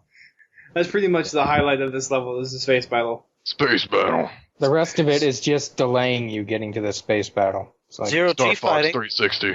Zero G fighting. Oh yeah, you get to fight in 0G for a while. Well, it's not. Forgot about that. It's not 0G. Well, not 0G, but yeah. Low G. Low G. Low G. Snow and low. Still not a space battle. Meh. Eh. I don't know. The space battle was pretty nice. I thought it was short though. So short. Yeah, I thought it was a little too short. That's what she said. Yes. I thought it was a little too confined, but I mean, I guess you had to do that. They said No, I'm wondering. a teaser to Bungie's next game. I certainly hope not, because I really don't want a space fighter. That'd be weird. Real out of them. I thought the space battle was going to be like dog fights, not just shoot them at a distance and shoot a bunch of them. Yeah. Yeah. So I thought it was going to be super cool dog fight and be like, oh, this is a challenge. Well, there's not a hell of a lot of variety too. It's like you have to shoot this one with a machine gun, but when these other ones come by, you got to shoot them with the machine gun and then shoot them with the rockets. Oh boy, how could I remember These that? ones you don't have to shoot with a machine gun at all. Just shoot the rockets at them. Or you could just shoot with the machine gun anyways, and you probably Yeah, you can do that too. That's totally cool. It just takes longer. And this one just used harsh language. Yeah, man. Die. Stupid face. Yeah, it seemed. Yeah, it seemed pretty confined. It wasn't really a big space battle. It was just a space battle that happened. Yep. Yeah. Where you were. I mean, that probably sold a lot more games. It was cool. It looked awesome in the trailers. It was. I wish they had more. Yeah, basically more of it, and that it could have been multiplayer. But oh well. Multiplayer space battle dogfights. Awesome. Well, that would be awesome. I wanted a dogfight. There's no dogfight. How is that level on Legendary? It's not that bad. There's a couple. I found that a couple times you have to make sure you don't lose your health. Right. But other than that, it's just like playing on any other difficulty to me. Okay. There wasn't as much of a challenge, and the flying controls. I don't know. They seemed really easy comparatively. They were. I felt comfortable actually. Felt all right. I mean, yeah, it felt alright, but it seemed a lot. Felt like an R-wing from Star Fox. It felt, yeah, it just felt like I don't know, I'm guessing used to flyers like Battlefield stuff where you actually have to know how to pitch and yaw. And Well, I guess these are space battle. I mean, they kind of do that with the Falcon a little bit. You have to like control your elevation, but you can lock it in or whatever. But still, right. That was. But I mean, when you want to go to the left, the game automatically tilts and then turns you. It doesn't like actually go to the left like you would in a regular fighter jet. Well, I mean, when you want to turn left in a Warthog, you don't have to turn a steering wheel or fucking hit the clutch or anything like it. Well, the Warthog has one gear. I get what he's Unigear. saying. Like you don't turn and then it happens. It just instantly happens. That's what I'm saying. I mean, that's part of Halo. Halo has never been a super realistic experience when it comes to driving. Simulator. Yeah. This is not. No. It's not even a simulator. It's like the Yeah. exact. No, I was about to say it's not even a simulator. That's what I'm saying. It's not a simulator. God, I hate when my headset cord gets caught on my wheel. Wheel. Of fortune. Maybe that's the reason the Saber flies so well. It's got a planetary gear. A planetary gear? Yeah, it's got a planetary It's gear. From the future, I guess. Yeah, It's been big planetary advances. Saber gears. Maybe. Yeah, they still have Top Gear in the future. You know that, right? Top gear? That's still a thing on Reach. Well, it was before it got glassed. You can be my wingman anytime. Yeah, that's You Top can be Gun. mine. Oh, Top Gun. I thought you said Top Gear. I'm like, what? Top Gun. Okay. I did say Top Gear, but I guess Top Gun exists in the future too. That'd be sweet, like a Saber team. Like they make a game that's kind of like got a kind of like, I don't know, Top Gun style characters like flying around in sabers or Falcons. It'd be sweet. Hey, 343 should hire us. Hint, hint. They'd never sell another game ever again if they hired That'd me. be the smartest business decision anyone has ever made ever. I am Hint, not hint. leaving my wingman. Brent can't hire Tom Cruise. What? Oh. Tom Cruise as Master Chief. No! I'm gonna be pissed if they go hire Tom Cruise now, because that would be totally stealing our idea. Yeah. Yo, buzz the tower, Master Chief. Hey, yo, commission. Come on. Sylvester Stallone We discovered this Tom Cruise guy. as John 117. Oh, no. They do a cocktail remake with Master Chief. I still think Steve Down should voice over Chief if they do make the Halo movie. Yeah.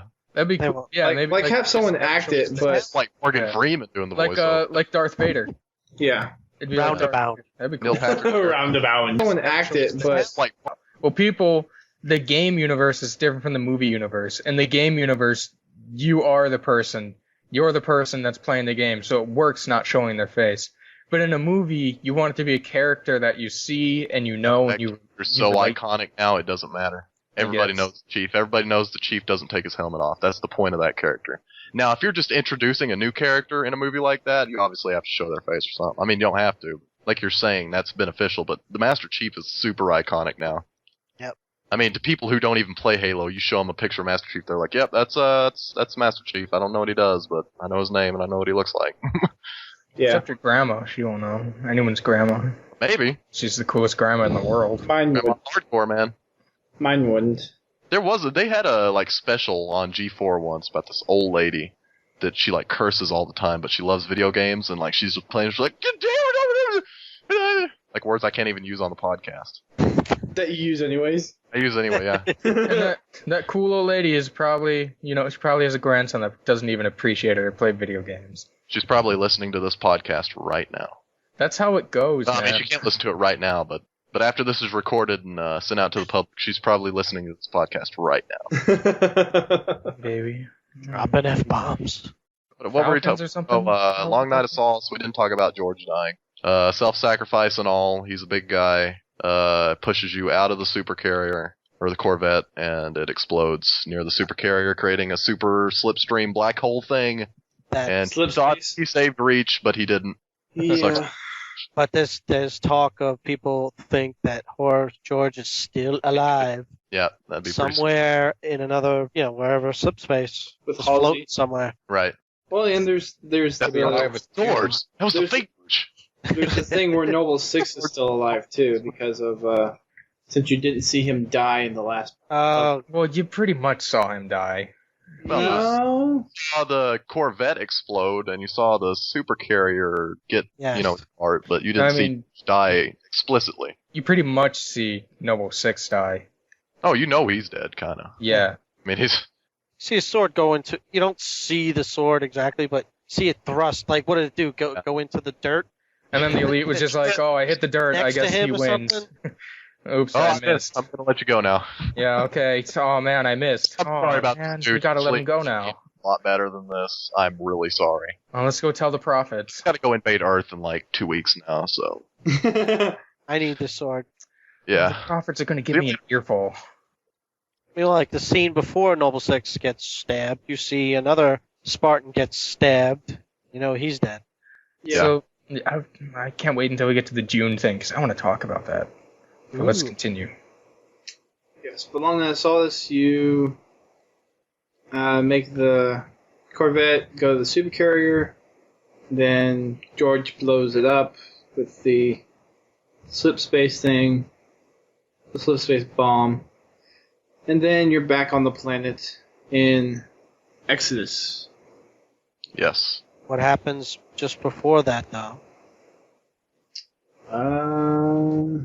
You land on the ground and you see the ship crash into the planet. Right after the slip space and the supercarrier gets blown up. Slip Cat space will rupture. go Slip to space rupture. Apple All of a sudden, Oh, that's right. whole The Covenant fleet, like you read in the books, arrives Yep. in Yep, mass. that's right. Oh, yeah, the That's screw. when the real up. invasion that we remember from the book starts to happen. It's like the most epic fail. That was like the point of like complete hopelessness for Reach. Yes. They're like, oh, You go from being, oh, we did it, oh, we lost, it's sad, but at least it's, we did it, and then, oh, no, more of them, no. Yeah, exactly. That's how the Covenant wins, just their sheer numbers. Because they conquered so many species, they built up so many, just countless. They're more like the Horde. Keep getting called on Skype. Stop calling, holy call. Okay. All right. But yeah, that's when all the ships come, and it's basically turned into a hellhole. It's hell on Reach. I was waiting for that moment, though. I was waiting for, like, from what we read from the books, like, all of a sudden, just all this huge, massive Covenant invasion force just shows up. Well, you got it there. We got it there. And I was waiting for that. I was like, oh, cool. Because everyone comes, it's like, oh boy. This is not good. Oh, this is why all the Spartans die. oh yeah. Right. Well, they Beginning. don't die. No ends. Spartans never die. They just Except listen in for- action. Indeed. Missing on a milk cart. So Exodus is basically you're helping evacuate people out of the city. Yep. And Bullfrog. It's kind of like a yeah, lone bullfrogs. Bullfrog. Bullfrogs. I thought that was kind of a silly name for a elite group of like jetpacking ODSTs or whatever the hell they are. Welcome to the It bullfrog. makes sense, though, like little lily It pads. makes just looking sense. for- But you think you'd want like a cool name like Firebirds or Eagle Falcons, Hell from above. Demon Eagles, Hell Vultures. The flaming Gokus. Flaming Goku. Every time they turn on their jetpacks, they're like Super Saiyan Go. Just Yeah, turn they- around, Steve. You see this bullfrog try to do a command, like doing the movement. That's the, You're When gonna they go- get us killed. when they go to do a chant, they're like, ribbit.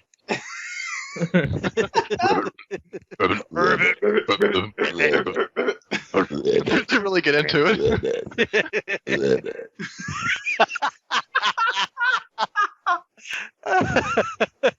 Oh my goodness. Ribbit. Ribbit. I got my ribbit badge. Yeah, that's what it says on their insignia. Ribbit up.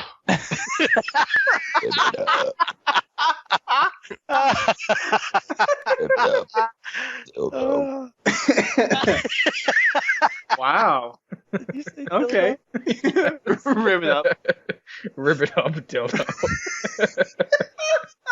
dildo. Oh man. That's good stuff. Jeez. So other than the is that bullfrog, Suicide Grunts? yes. at the Yeah, all the beginning. Suicide Grunts. That was funny. I like that part of the game. Yes. I died like 2 times. They would like turn around the corner and just kill me. Suicide squats. Oh, Yep. you'd be kidding me. Nope. Suicide Squad's on your location. We're Really? the fail grunts. I love those Welcome to the suicide fail grunts. grunts. Then all the chain reactions of grenades. Yeah. The leader is like a guy who survived one of them. Oh, on I think it was my initial run through. I killed a grunt, and one of the grenades actually flew up and ended up sticking me, even though I was walking backwards. That sucks. It's like, oh no, frickin' way, and then I just explode. To save the film. I don't know if I saved it or not. I don't think I did. I always loved, even from Halo 3 and then, now, up to now, with the suicide grunts when you don't see them. Usually you could see them a mile away. Just headshot, goodbye, see you done. Yeah. When all of a sudden you turn the corner and one's right there, you're like, Oh, Yeah. It's like, oh man, you're toast. like you don't know what to do. Like, do you shoot them? But then they'll drop the grenades next to you. Like, do you run back and shoot them? Well, by the time you're already seeing them, they're already primed to explode. You just Yeah. have That's that what I'm panic. saying. Like, what do you do? It's like a split-second decision. It's like your deer in headlights, and then you just blow up. So that's a good tactic, because the grunts are useless anyways. That's What the I like only is good thing to have. blows up. Like, you kill one of them and it just sets off a chain reaction. Yep. That's great. Imagine being the first grunt who thought of that. Like, would you feel pride for that grunt, or would you hate him? I would hate him, dude, because then they started making him do it. And they like, all right, yeah, we found that these are pretty effective against killing Spartans and stuff. It so we're doesn't just gonna even set seem up like they make them do it. They trash talk while they do it. They're like, "Hey, yeah, suck on this." Well, wouldn't you You're if you knew you were die, going to dude. die anyway? Like, I'm sure I can stick it, demon. Oh, I'm not the demon. Crap. Yeah, I do like that they changed all the language to where it wasn't human English. yeah. I do like that change that they put in there. Grunts say funny things, so Well, if you have the grunt birthday party on this, I think they speak human stuff. that's good. Because I mean, it's the grunt. I mean, the I would have been your daddy. Sorry. Oh, that's still there? I haven't even Yeah. looked through the skull. They're all the same skulls as they were in Halo 3. Okay, good. There's a few extra ones in Firefight though. this time you don't have to find them. No, you don't. Nope. You get to find data pads instead. You don't have to. I said you get to. I didn't Oh, say you get to. Oh. Yeah. I mean, it's like no achievement. no. There's not. No. They just put a bunch of Easter eggs in this one. I wonder if there's an Easter egg that no one's found that's actually like I'm sure there egg. is. There's Yeah. usually ones Like that a little linger on. egg. There's got to be one somewhere. There's got to be a few somewhere. I'm Just sure, a bunch New, of eggs? I'm sure New Right Alexandria now. probably has a few other songs.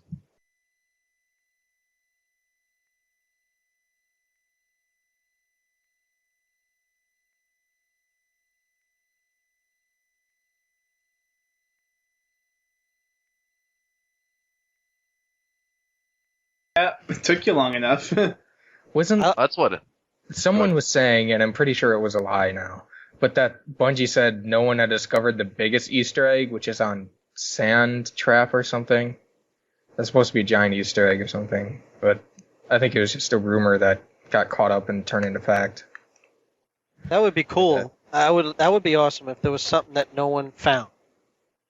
Suck if Then, you're a then all of a Bungie. sudden Bungie would say, like, all right, here it is. This is something you guys never found. Yeah, that would But be this awesome. that hardly ever happens in any game. Yeah, because some modder always finds everything. Or Yeah. you know. And within a year, too. Yeah. It's not like it takes, like, 3 or 4 years. There was something I read about. It's like They 3 finally- days. Yeah. They finally found something after years. I forgot what it was, an old retro game. They found something. Oh, yeah, I remember that. What was? Like, what I was can't that? remember what it was, but Did you read about that? Right? Yeah, I They read found about it. something Trying to that's been in remember what it was. 25 years. No one's ever discovered it. Ah, I forget the game. oh man, It's a Nintendo, I think, too. I wanted to say Sonic, but no, it's not Sonic. I Uh, definitely remember it not being Sonic. I almost want to say Link? Something with Zelda? Super Mario Brothers almost. Back to Halo. Yes. So yeah, Exodus. You get to escort a bunch of people. And you get to fly around in a Falcon shooting some Covenant. Then you get to activate some anti-air batteries, killing off 2 Wraiths. You don't get to fly the Falcons, right? You just use the No, you're turret. just gunning, yeah. That's excellent. Nothing much on here either. Except the jetpacking part I found a little fun. Bullfrog. Welcome to the Bullfrogs. Bullfrog. Ribbit. Ribbit. Ribbit. Oh, gosh. Welcome Never to gonna the look at pansy those. corns. I'm going to be cracking up the next time I do that level. Crack it up. Crack. Welcome to the lemurs. Welcome to the jetpack, guys. I got nothing. Welcome to the turtles. They all use armor lock. How is this supposed to help us? Am I not turtly enough for the Turtle Club? Well, my armor already does that. Ow. Welcome to the rabbits. Okay. Anyways, on to new Alex. Twins. What? What? Double twins. Hologram. Oh, wow. Welcome to the What drop about- Yeah, the double mint jingle. So, New Alexandria, how about that? Oh man, that sure is a level. It's all right. It's a big level. Open for me. It almost reminds me of OD. the first Halo level that you're on, where you have to go find the 3 marine areas. What is it called? ODST. It's called Halo, I think. City. I think the environment just reminds me a lot of ODST. Yeah. The environment does, It's supposed yeah. to be a homage to it. The music and Buck is in it. Yeah, he's there. Wait, Buck Buck was gets there? in like worse situations, doesn't it? I hate to be Buck. Buck was in New Alexandria? Yeah. Yeah. It's on Reach. Oh my Yeah. God, And like they sent him like directly from that over to Earth. It was like messed up. It would suck to be Buck. Buck, you That just would had be an my encounter slogan. with the Covenant. We're gonna send you to Earth, man. You need a break. Oh, Hey, great. man. Oh man, that's awesome. Oh, wait, there's more Covenant? Oh. I get to see my family. Yeah, and try to die in the process. Trisha Helfer's gonna be there. Hot. But yeah, this one has the nice Club Herrera Easter eggs. But yeah, My God, I love those. explain that one to him, Dustin. How to get the Clever Hair Easter. Well, whenever you get the signal to go to Club Herrera, you go kill off all the enemies, and you have to get the checkpoint where you would normally land the Falcon on there. Once you get that checkpoint, you have to go back to the hospital, which is indicated by a blue sign. I think it's due east or west. I don't remember. I don't remember the either. location of It can be YouTubed that level. if you can't. It can be figure it YouTubed. out. Yeah, But it's kind of a lengthy process. if you're facing the front of Club Herrera, it's to your right. It's almost a straight shoot to your right.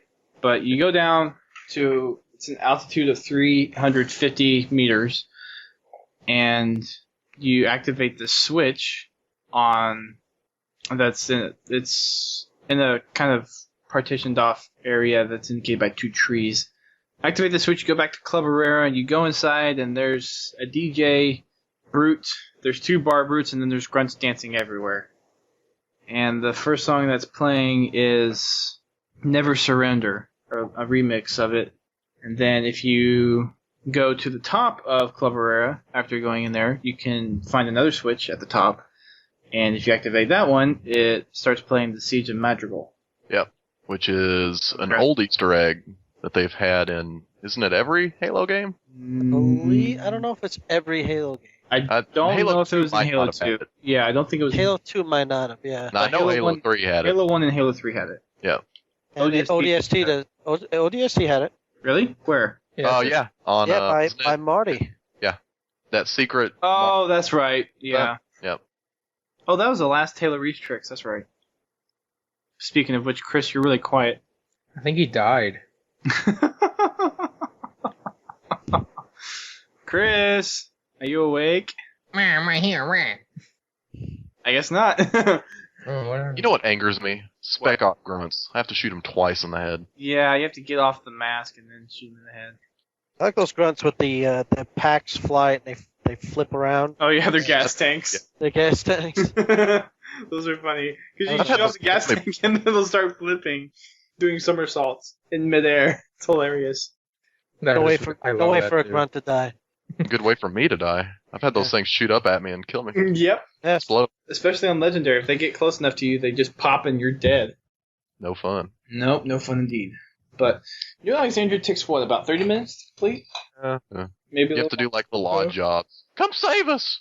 Come Has shoot these anyone guys. try or seen what happens if you actually call for evac in the middle of the level? No. Do they just... Oh, I haven't yet. I was wondering if someone did. What do you mean in the middle of the level? There, you can, whenever in the level, you can call for evac. Yeah. And I've never tried it. I think if I remember, what happens is it spawns you back at a helipad, and then they bring a Falcon over to you. Well, they just bring it over to you wherever you are. You just teleport. Or maybe you're right, I don't know. They bring it to, like, the closest helipad, wherever the hell you landed your Falcon, they bring it. I don't remember that call for evac. But you can get stuck in areas on New Alexandria where they can't land the Falcon. Like when you're going for the data pad? Back. Like when you're going for the legendary data pad? Yeah. They wouldn't bring it to me on top of the building where that Siege Magical switch is. Really? Yeah, I don't know, maybe that was just me, though. Just jump off. Really, just do it. We can't get to you. You could probably jetpack down. Just jump. That'd be an interesting experiment. See if you could jetpack down. I jumped. I died. Yeah.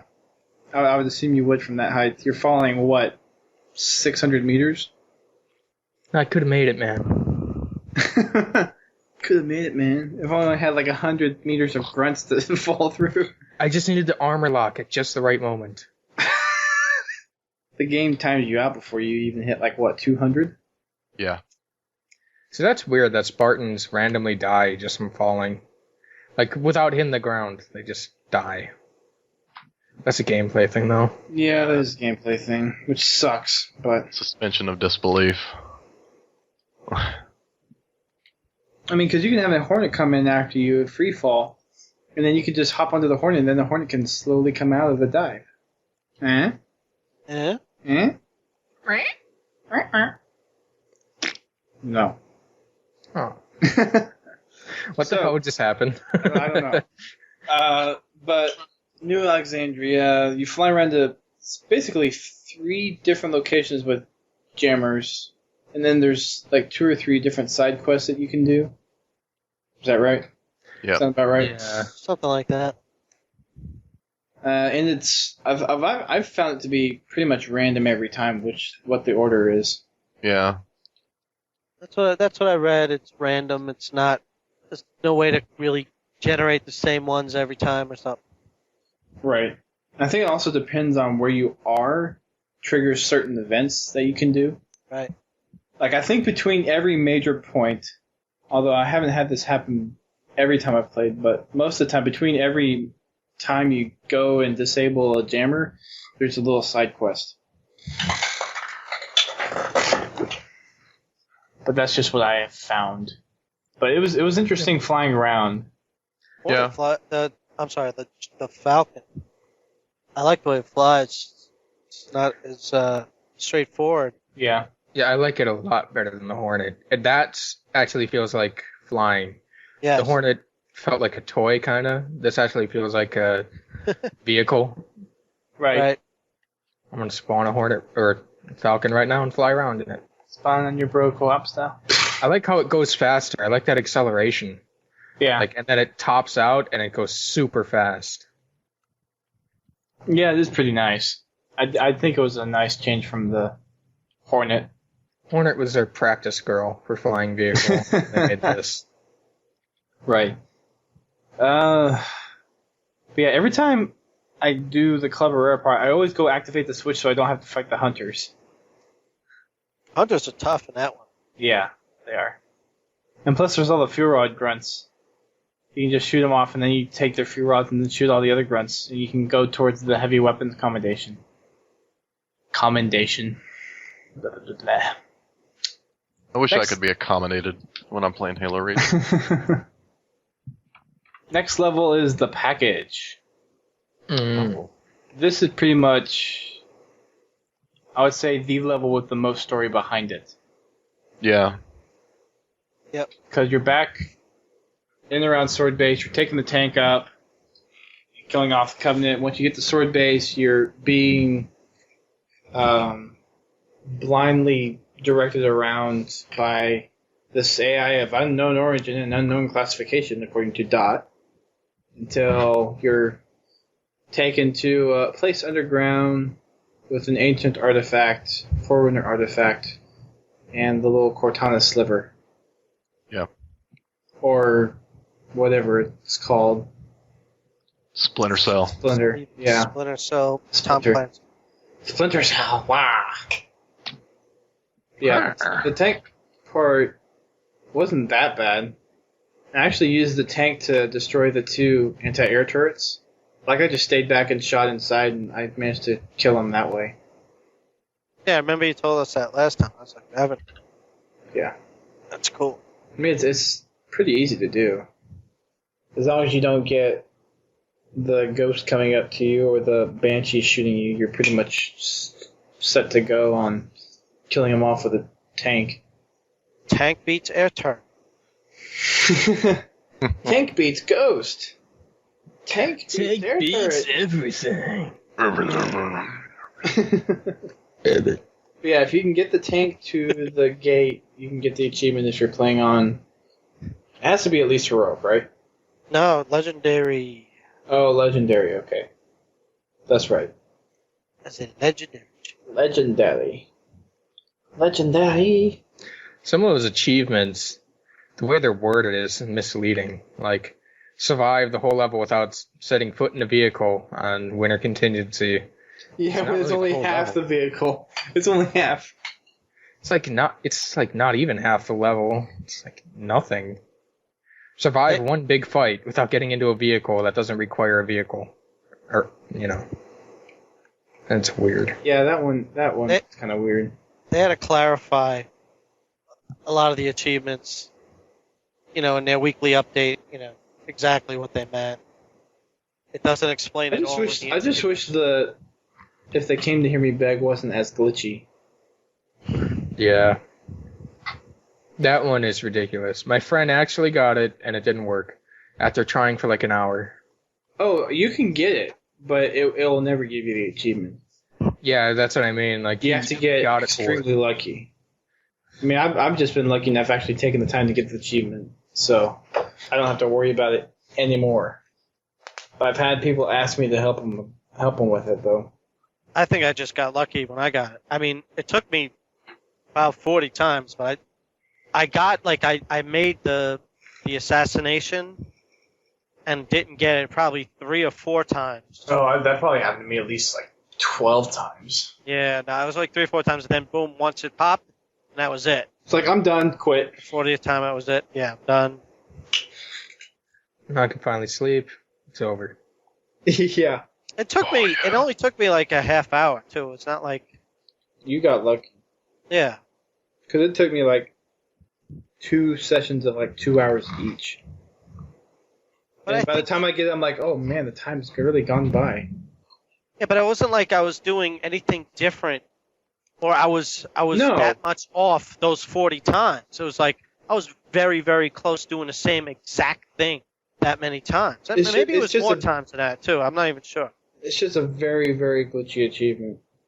I think the window of how you where you have to be, and when you got to hit that button, and where exactly that elite is, all those things have to line up perfectly and have that small little hitbox of a window, and the speed you're falling at.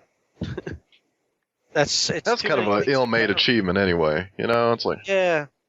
Well, you know what? In hindsight, I'm not sure they would have made that achievement, knowing all the glitches and stuff it had with it. Yeah. Yeah. Replace it with something different, Yeah, I mean, you would kind of wonder what in their playtest think that achievement would be somewhat reasonable. It probably like They all happened got on lucky. accident once, and they thought it was awesome. So they're like, "Dude, we should make this an achievement." like for real, Yeah. that's how I like to imagine it happening. But of course, I don't I don't know. know. I could see that. The first thing I thought of would like where you would get that achievement was not in a place that you know at the Pillar of Autumn beginning there. No. The first place I thought that you could do that was like jumping off the spire, Yep. That's what I thought too. Yep. and you could do it in it's not just campaign. You could do it in matchmaking again.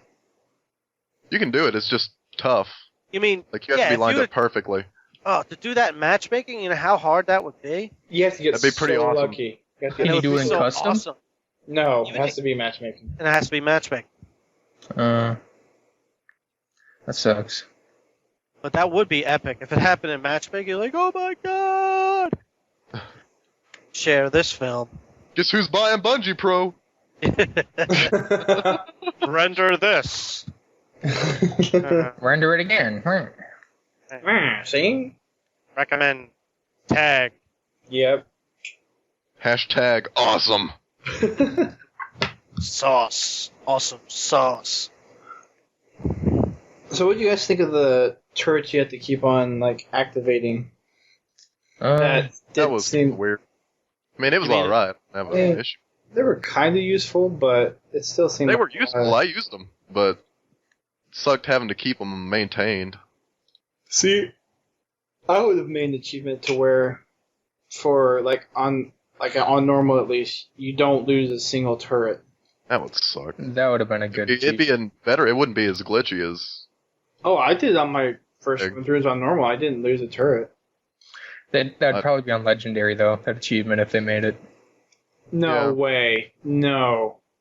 Those things would fall so quickly. You couldn't keep track of them all. The only way you'd be able to do that is if you had a full 4-player party, Yeah, that'd be the only way to get it. You have to do it. which I think is stupid unless it's something like a Vidmaster, which doesn't count any achievement points. But I don't know, I was thinking when I was playing through that, it's like once I actually had all the turrets up, I'm like, I sure hope I get something for this for keeping all the turrets up. And it's like, nope, like an avatar helmet or a waypoint award of some kind. But nope, nothing. Avatar. Avatar. Avatar. Get a Now blue it's avatar. Korra, the last.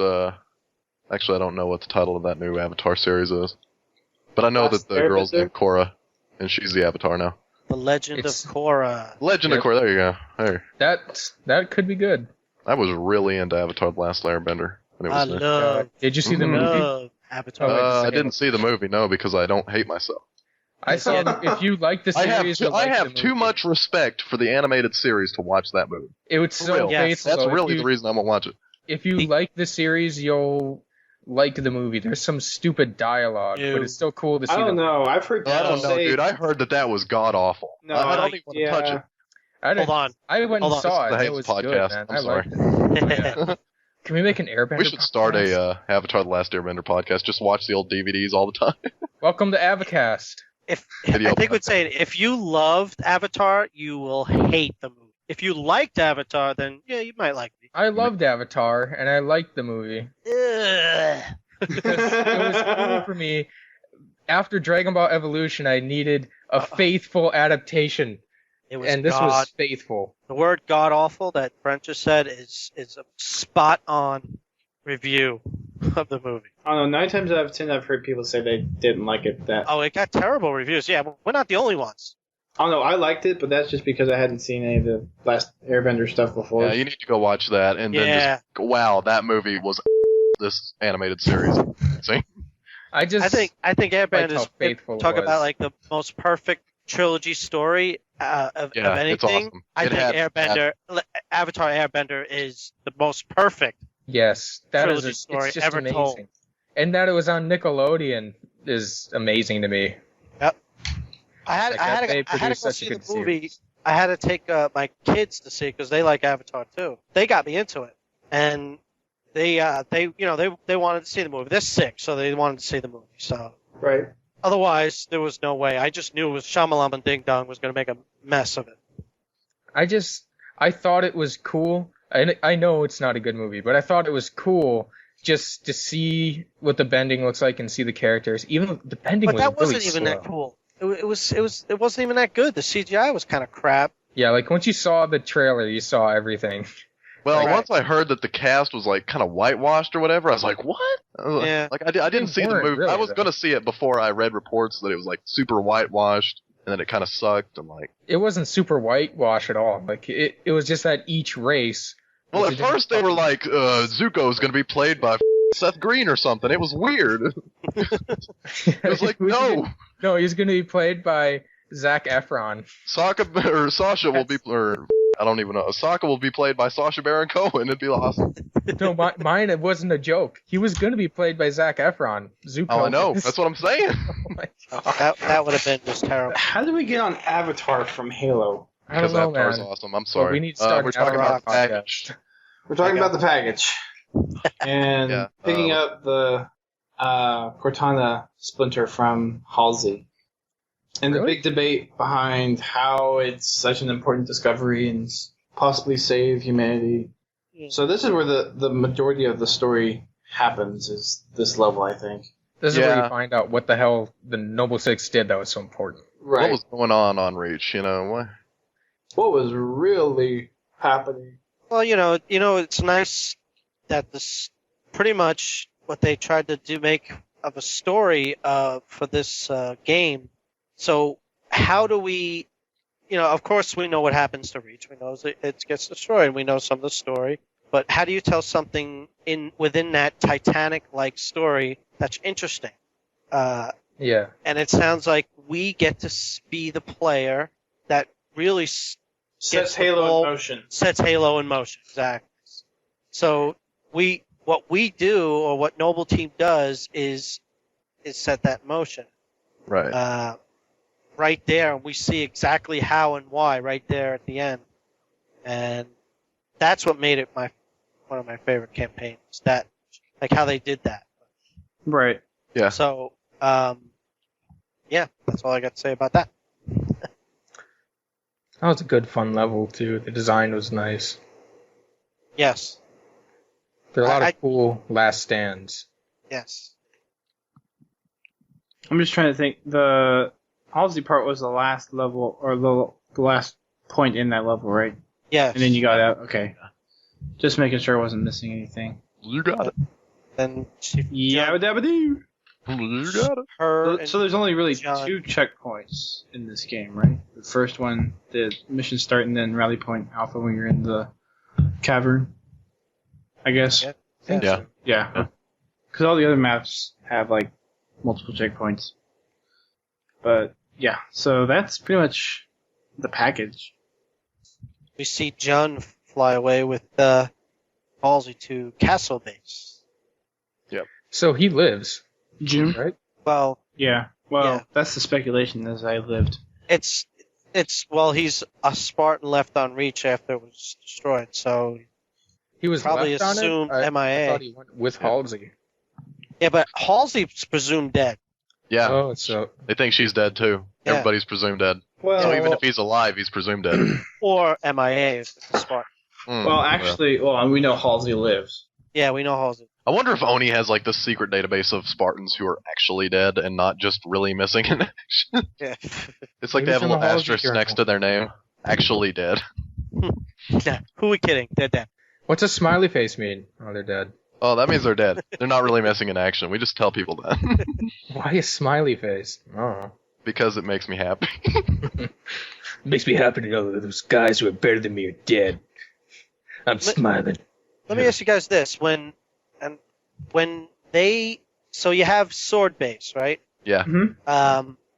So when they said, they started going underground to, where the Forerunner artifact, did you think that we were gonna be going to Castle Base?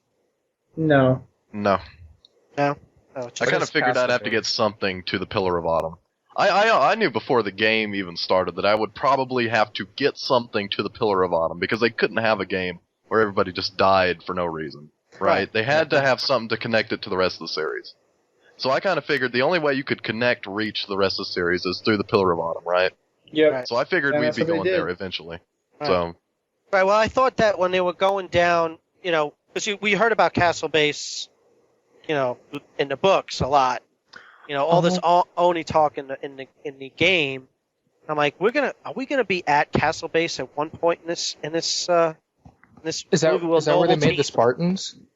Castle Base is it's like a big bunker under the mountain. Isn't that where they store all the Mjolnir suits? Yes, it's where the Spartan training program was. It's where the offices, Dr. Halsey's offices, and where Ackerson's offices, and all the secrets are there. It's pretty much like, it's almost like Ani's real secret headquarters.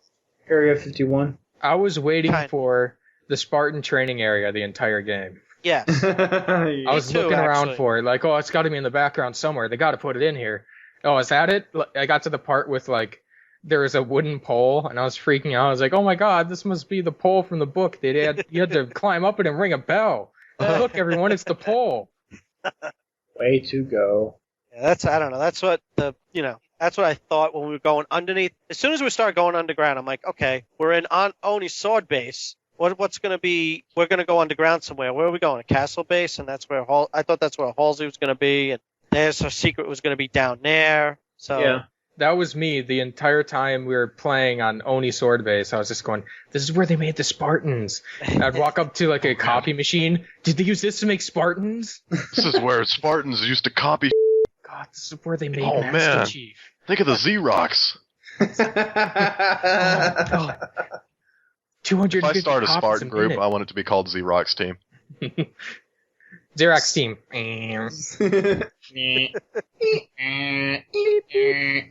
Xerox Easy 6, code what's letter. your location? I'm at the copy. Making some copies. by the water cooler.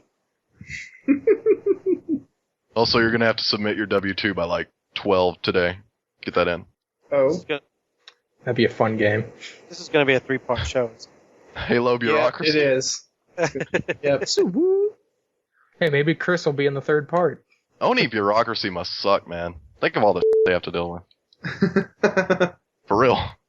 I got to put up with our shit. Like, they have to know what's secret and what's not secret, what's fake, what's not fake. That's why they have the smiley face system. I have The smiley face.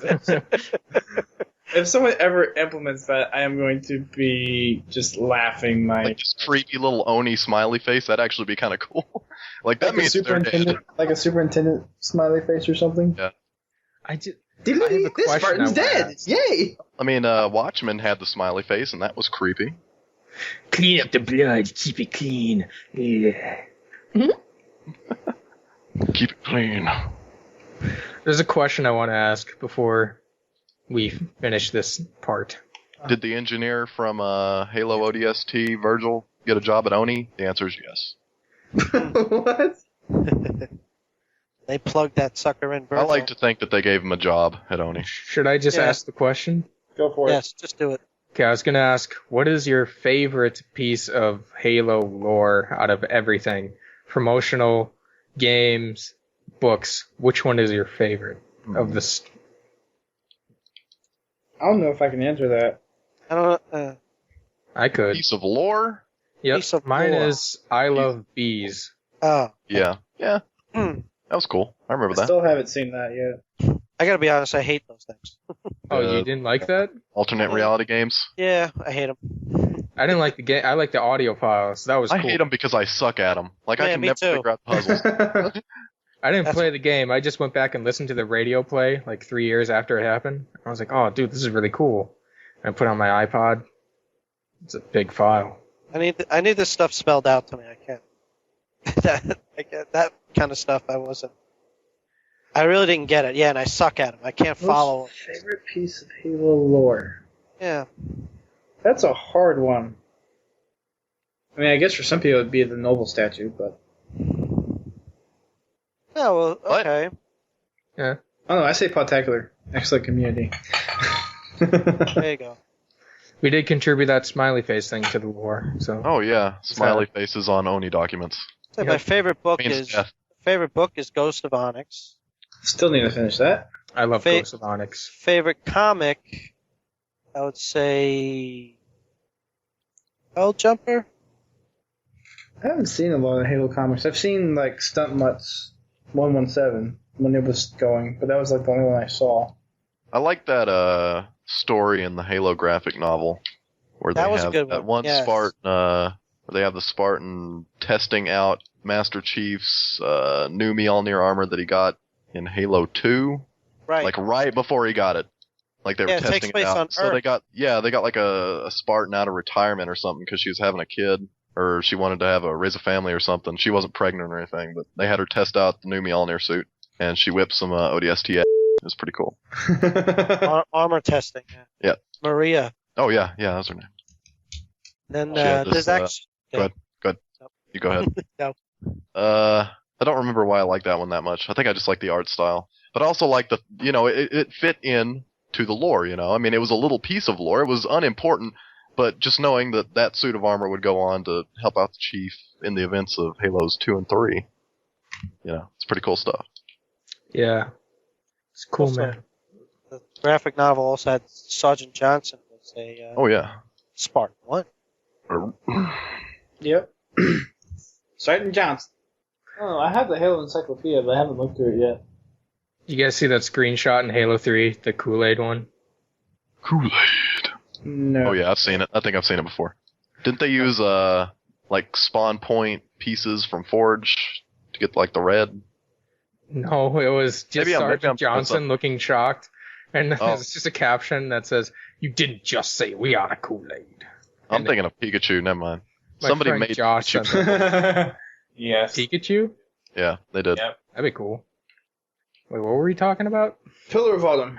Oh, yeah. The last level. Well, kind of Mongoose. last level. Yeah, there's the Mongoose run. And the achievement for if they came to hear me beg, blah, blah, blah. Yeah. And then you get to shoot off a bunch of pelicans. Or not pelicans. Banshees and Phantoms at the very end with the Mac cannon. That's a lame portion. I don't like that.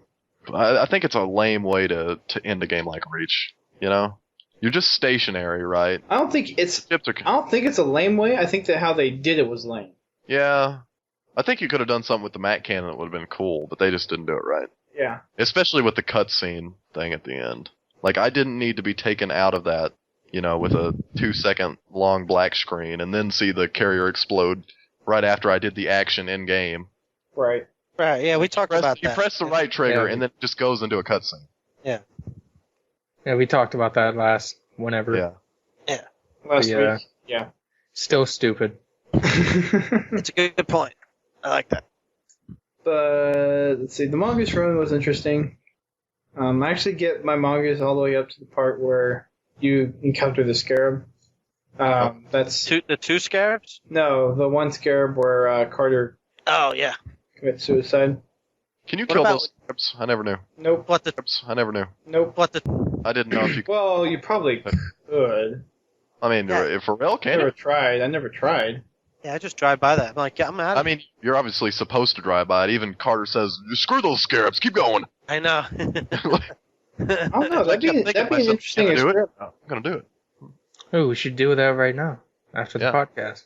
I'm tired. Love scarabs. I mean, I'll do it later, but I'm major grade 2 now, so like just now. I'm still. You're qualified to take down scarabs. I've been driving on Huge Hill Raceway this whole time. Are you I just been driving in circles. really? Uh-huh. On Huge Hill Raceway. Wow. So, anything else on Pillar of Autumn? You hand over the keys. Oh, you get to see You can see Master Chief at the end of Yep, that cutscene, don't you? You do. As That's an cool. Easter egg. Yep. Not as Got it canon. pulled right. They're saying it's not canon, it's just Well, he wasn't there then? I don't get it. Like, I thought it was canon that he was in. Yeah, he was canon. He was already in Crisis. I mean, it might not be canon that he was sitting right there, but he was definitely on the ship in cryo. well, I don't know. We have to. This is the thing. The timeline. When exactly No, he was in cryo. He was in cryo at that point. was he? Oh yeah. I'm 99% positive. But there's that 1%. Well, There's I that read. 1% because I haven't read the book in 5 years. I read after they take off. After you pick up the package and they take off back into space. They don't make the jump right there. I believe they do a lot of stuff that you see in Reach. I mean, the Fall of Reach after. I think. I don't know. You know what? I have to go back and read the book. I have to go. Well, I've been in Halopedia trying to do a little timeline. Oh yeah. If you look up the Pillar of Autumn in Halopedia, yeah, and it talks about what it did, what exactly that ship was doing during the course of the book and Reach. I think it says Chief was off, wasn't even on the Pillar of Autumn. He was out and doing that space run. No, he had to have been on there. I gotta read it again. I don't remember. Dead air. I'm not sure. It also says on here that they think that the Spartan could be Linda. What Spartan? The one in the cryo chamber. It's clearly It has to be Master Chief. No, not necessarily. It looks like him. I don't know. I think it's Master. Well, I mean, that'd be weird. It looks like his armor, but who's to say there weren't multiple variations of that armor? Right. Yeah, I think it's Master Chief. I mean, that's what I would say, but. And then at the end, you have your ending right at the start of Halo 1, where you end up at Halo, where it all began. So we have come full circle in this adventure. Was Linda in cryo on the Pillar of Autumn? Yes. She was? I don't remember. I need to reread those books. She after the mission that they did up in space above Reach, they returned back to the Pillar of Autumn. The Chief did with Linda, coma, whatever she was in, and she was left in cryo until Halsey got a hold of her. Yeah. Hold on, I'm reading it right now, but. Huh. Yeah, and then there's the last level after the credits where it's Lone Wolf and you're basically fighting off waves of Covenant. Basically a mini firefight level until you eventually take off enough damage to where you should die, but you keep on fighting. Well, really, if you think about it, part of Long Night of Solace is really just a firefight match on Corvette. Well, when you're just sitting there taking out the enemies waiting for the doors to open. Yep. All right, now you can go. Yeah. Go for it. It's true. I like on Lone Wolf that cracks that show in the helmet. That's really cool. The bullet holes and crap. I just don't like how they're set in the same place every time you play it. It's like at least randomize it. Yeah. But I think that pretty much wraps up our campaign analysis part. Man, it has been one long night of solace. It's been it's been 2.5 hours. 2.5 hours of solace. Yep. This is 2.5 hours? Yes. Holy dildos. You can cut out a lot of that whole airbender just cut on. I keep telling Dustin what he needs to do is have me on a separate audio track, and if it ever gets too bad, just completely take me out of the podcast. We should make a Last Airbender podcast. We could talk about that all day. Oh man, yes. Don't even you can't have me on that. We should like a video podcast, like a secret underground video podcast, so that Viacom and Nickelodeon would never know. But we just stream it and we do live commentary while we're watching all 3 seasons. Oh man. Yeah. You wouldn't be able to have me on that. Come to think of it, I probably need to watch that series over again now. Me too. Doesn't get good until they come meet Toph. I like Toph. Toph's my favorite character. Toph is the best. I haven't heard anyone say Toph wasn't their favorite character. Toph is pretty awesome. Okay. The episode where they introduced Toph is probably one of the best episodes. I've got that on my 360 actually. She should have taught Aang metal bending. Oh yeah. Well, is he a powerful enough earthbender to really do that? He should be. He's the Avatar. I mean, he's kind of like the jack of all trades, master of none kind of guy. I mean, he's master of all, but at the same time, he's not super adept at any one type of bending. He's supposed to be. He's supposed to be. if he had completed his training in all of them, he would have been strong as. Well, yeah, but he was He's kind of mastered. He's mastered airbending. Yeah. He's water. He's probably a master of water, but earth and fire, he's not full master. My sounds of disgust are me trying to get if they That's- came to me back, by the That's way. why I'm excited for Korra, because Yeah. it's after all that happens. Maybe you'll probably learn about what happened to Aang and everything. And what happened to Aang could just be he lived on to live a peaceful life. They'll do flashbacks. They're probably going to do flashbacks to what happened. Because none of the main Somewhat. characters are supposed to be. Well, one side character is supposed to be. They're all alive, dead, so aren't they? to connect Everybody's with supposed to be dead. Yes. And, all like, the main it's characters. It's been like Doesn't matter. 100 years or something. Oh yeah, Aang's son teaches him airbending, or grandson, or whatever. No, son.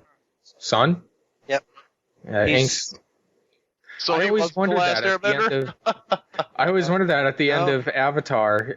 What's going to happen to the Airbenders? Is his kid going to be a waterbender or an airbender? Is he the last one? People are talking if he doesn't have a kid or if he doesn't spawn, then the Avatar cycle would be broken. Because, I'm pretty sure they said that Katara and him had a kid. Well, they did, yeah. Yeah, they Yeah, did. so I like how they're doing it, though. I like how they're not trying to rehash or keep the Aang story. You Right. know? I kind of wish they would have did what they were hinting at with Zuko. Remember, they were hinting that he was going to go look for his mother, but maybe there'll be a movie or something, like an animated movie. Man, I hope so, because Those- the movie sucked. Or the live-action movie. That's awful. I didn't even see it, and I can already tell you it sucks. Isn't this like the 5th time we've brought up Avatar in this podcast? Because it's a Wait, we're great still podcasting? stuff. Oh, I thought we stopped. Yeah, I thought we stopped and we were just talking about Avatar. I'll stay up another 3 hours talking about Avatar. We got to at least do the outro part. Oh yeah, Okay, go. let's do an outro. Okay. Thanks, guys, for listening. This has been episode 237. We're going to split it up to a third part. This is the second one. So next time we'll focus strictly on your submissions. But thanks to Kete from the Running Riot and CMNeir and MidgetDance from Halo Reach Tricks for coming along for the ride. And we will see you guys in a few days with your submissions. Peace. Yay. See ya. Yay. Airbender.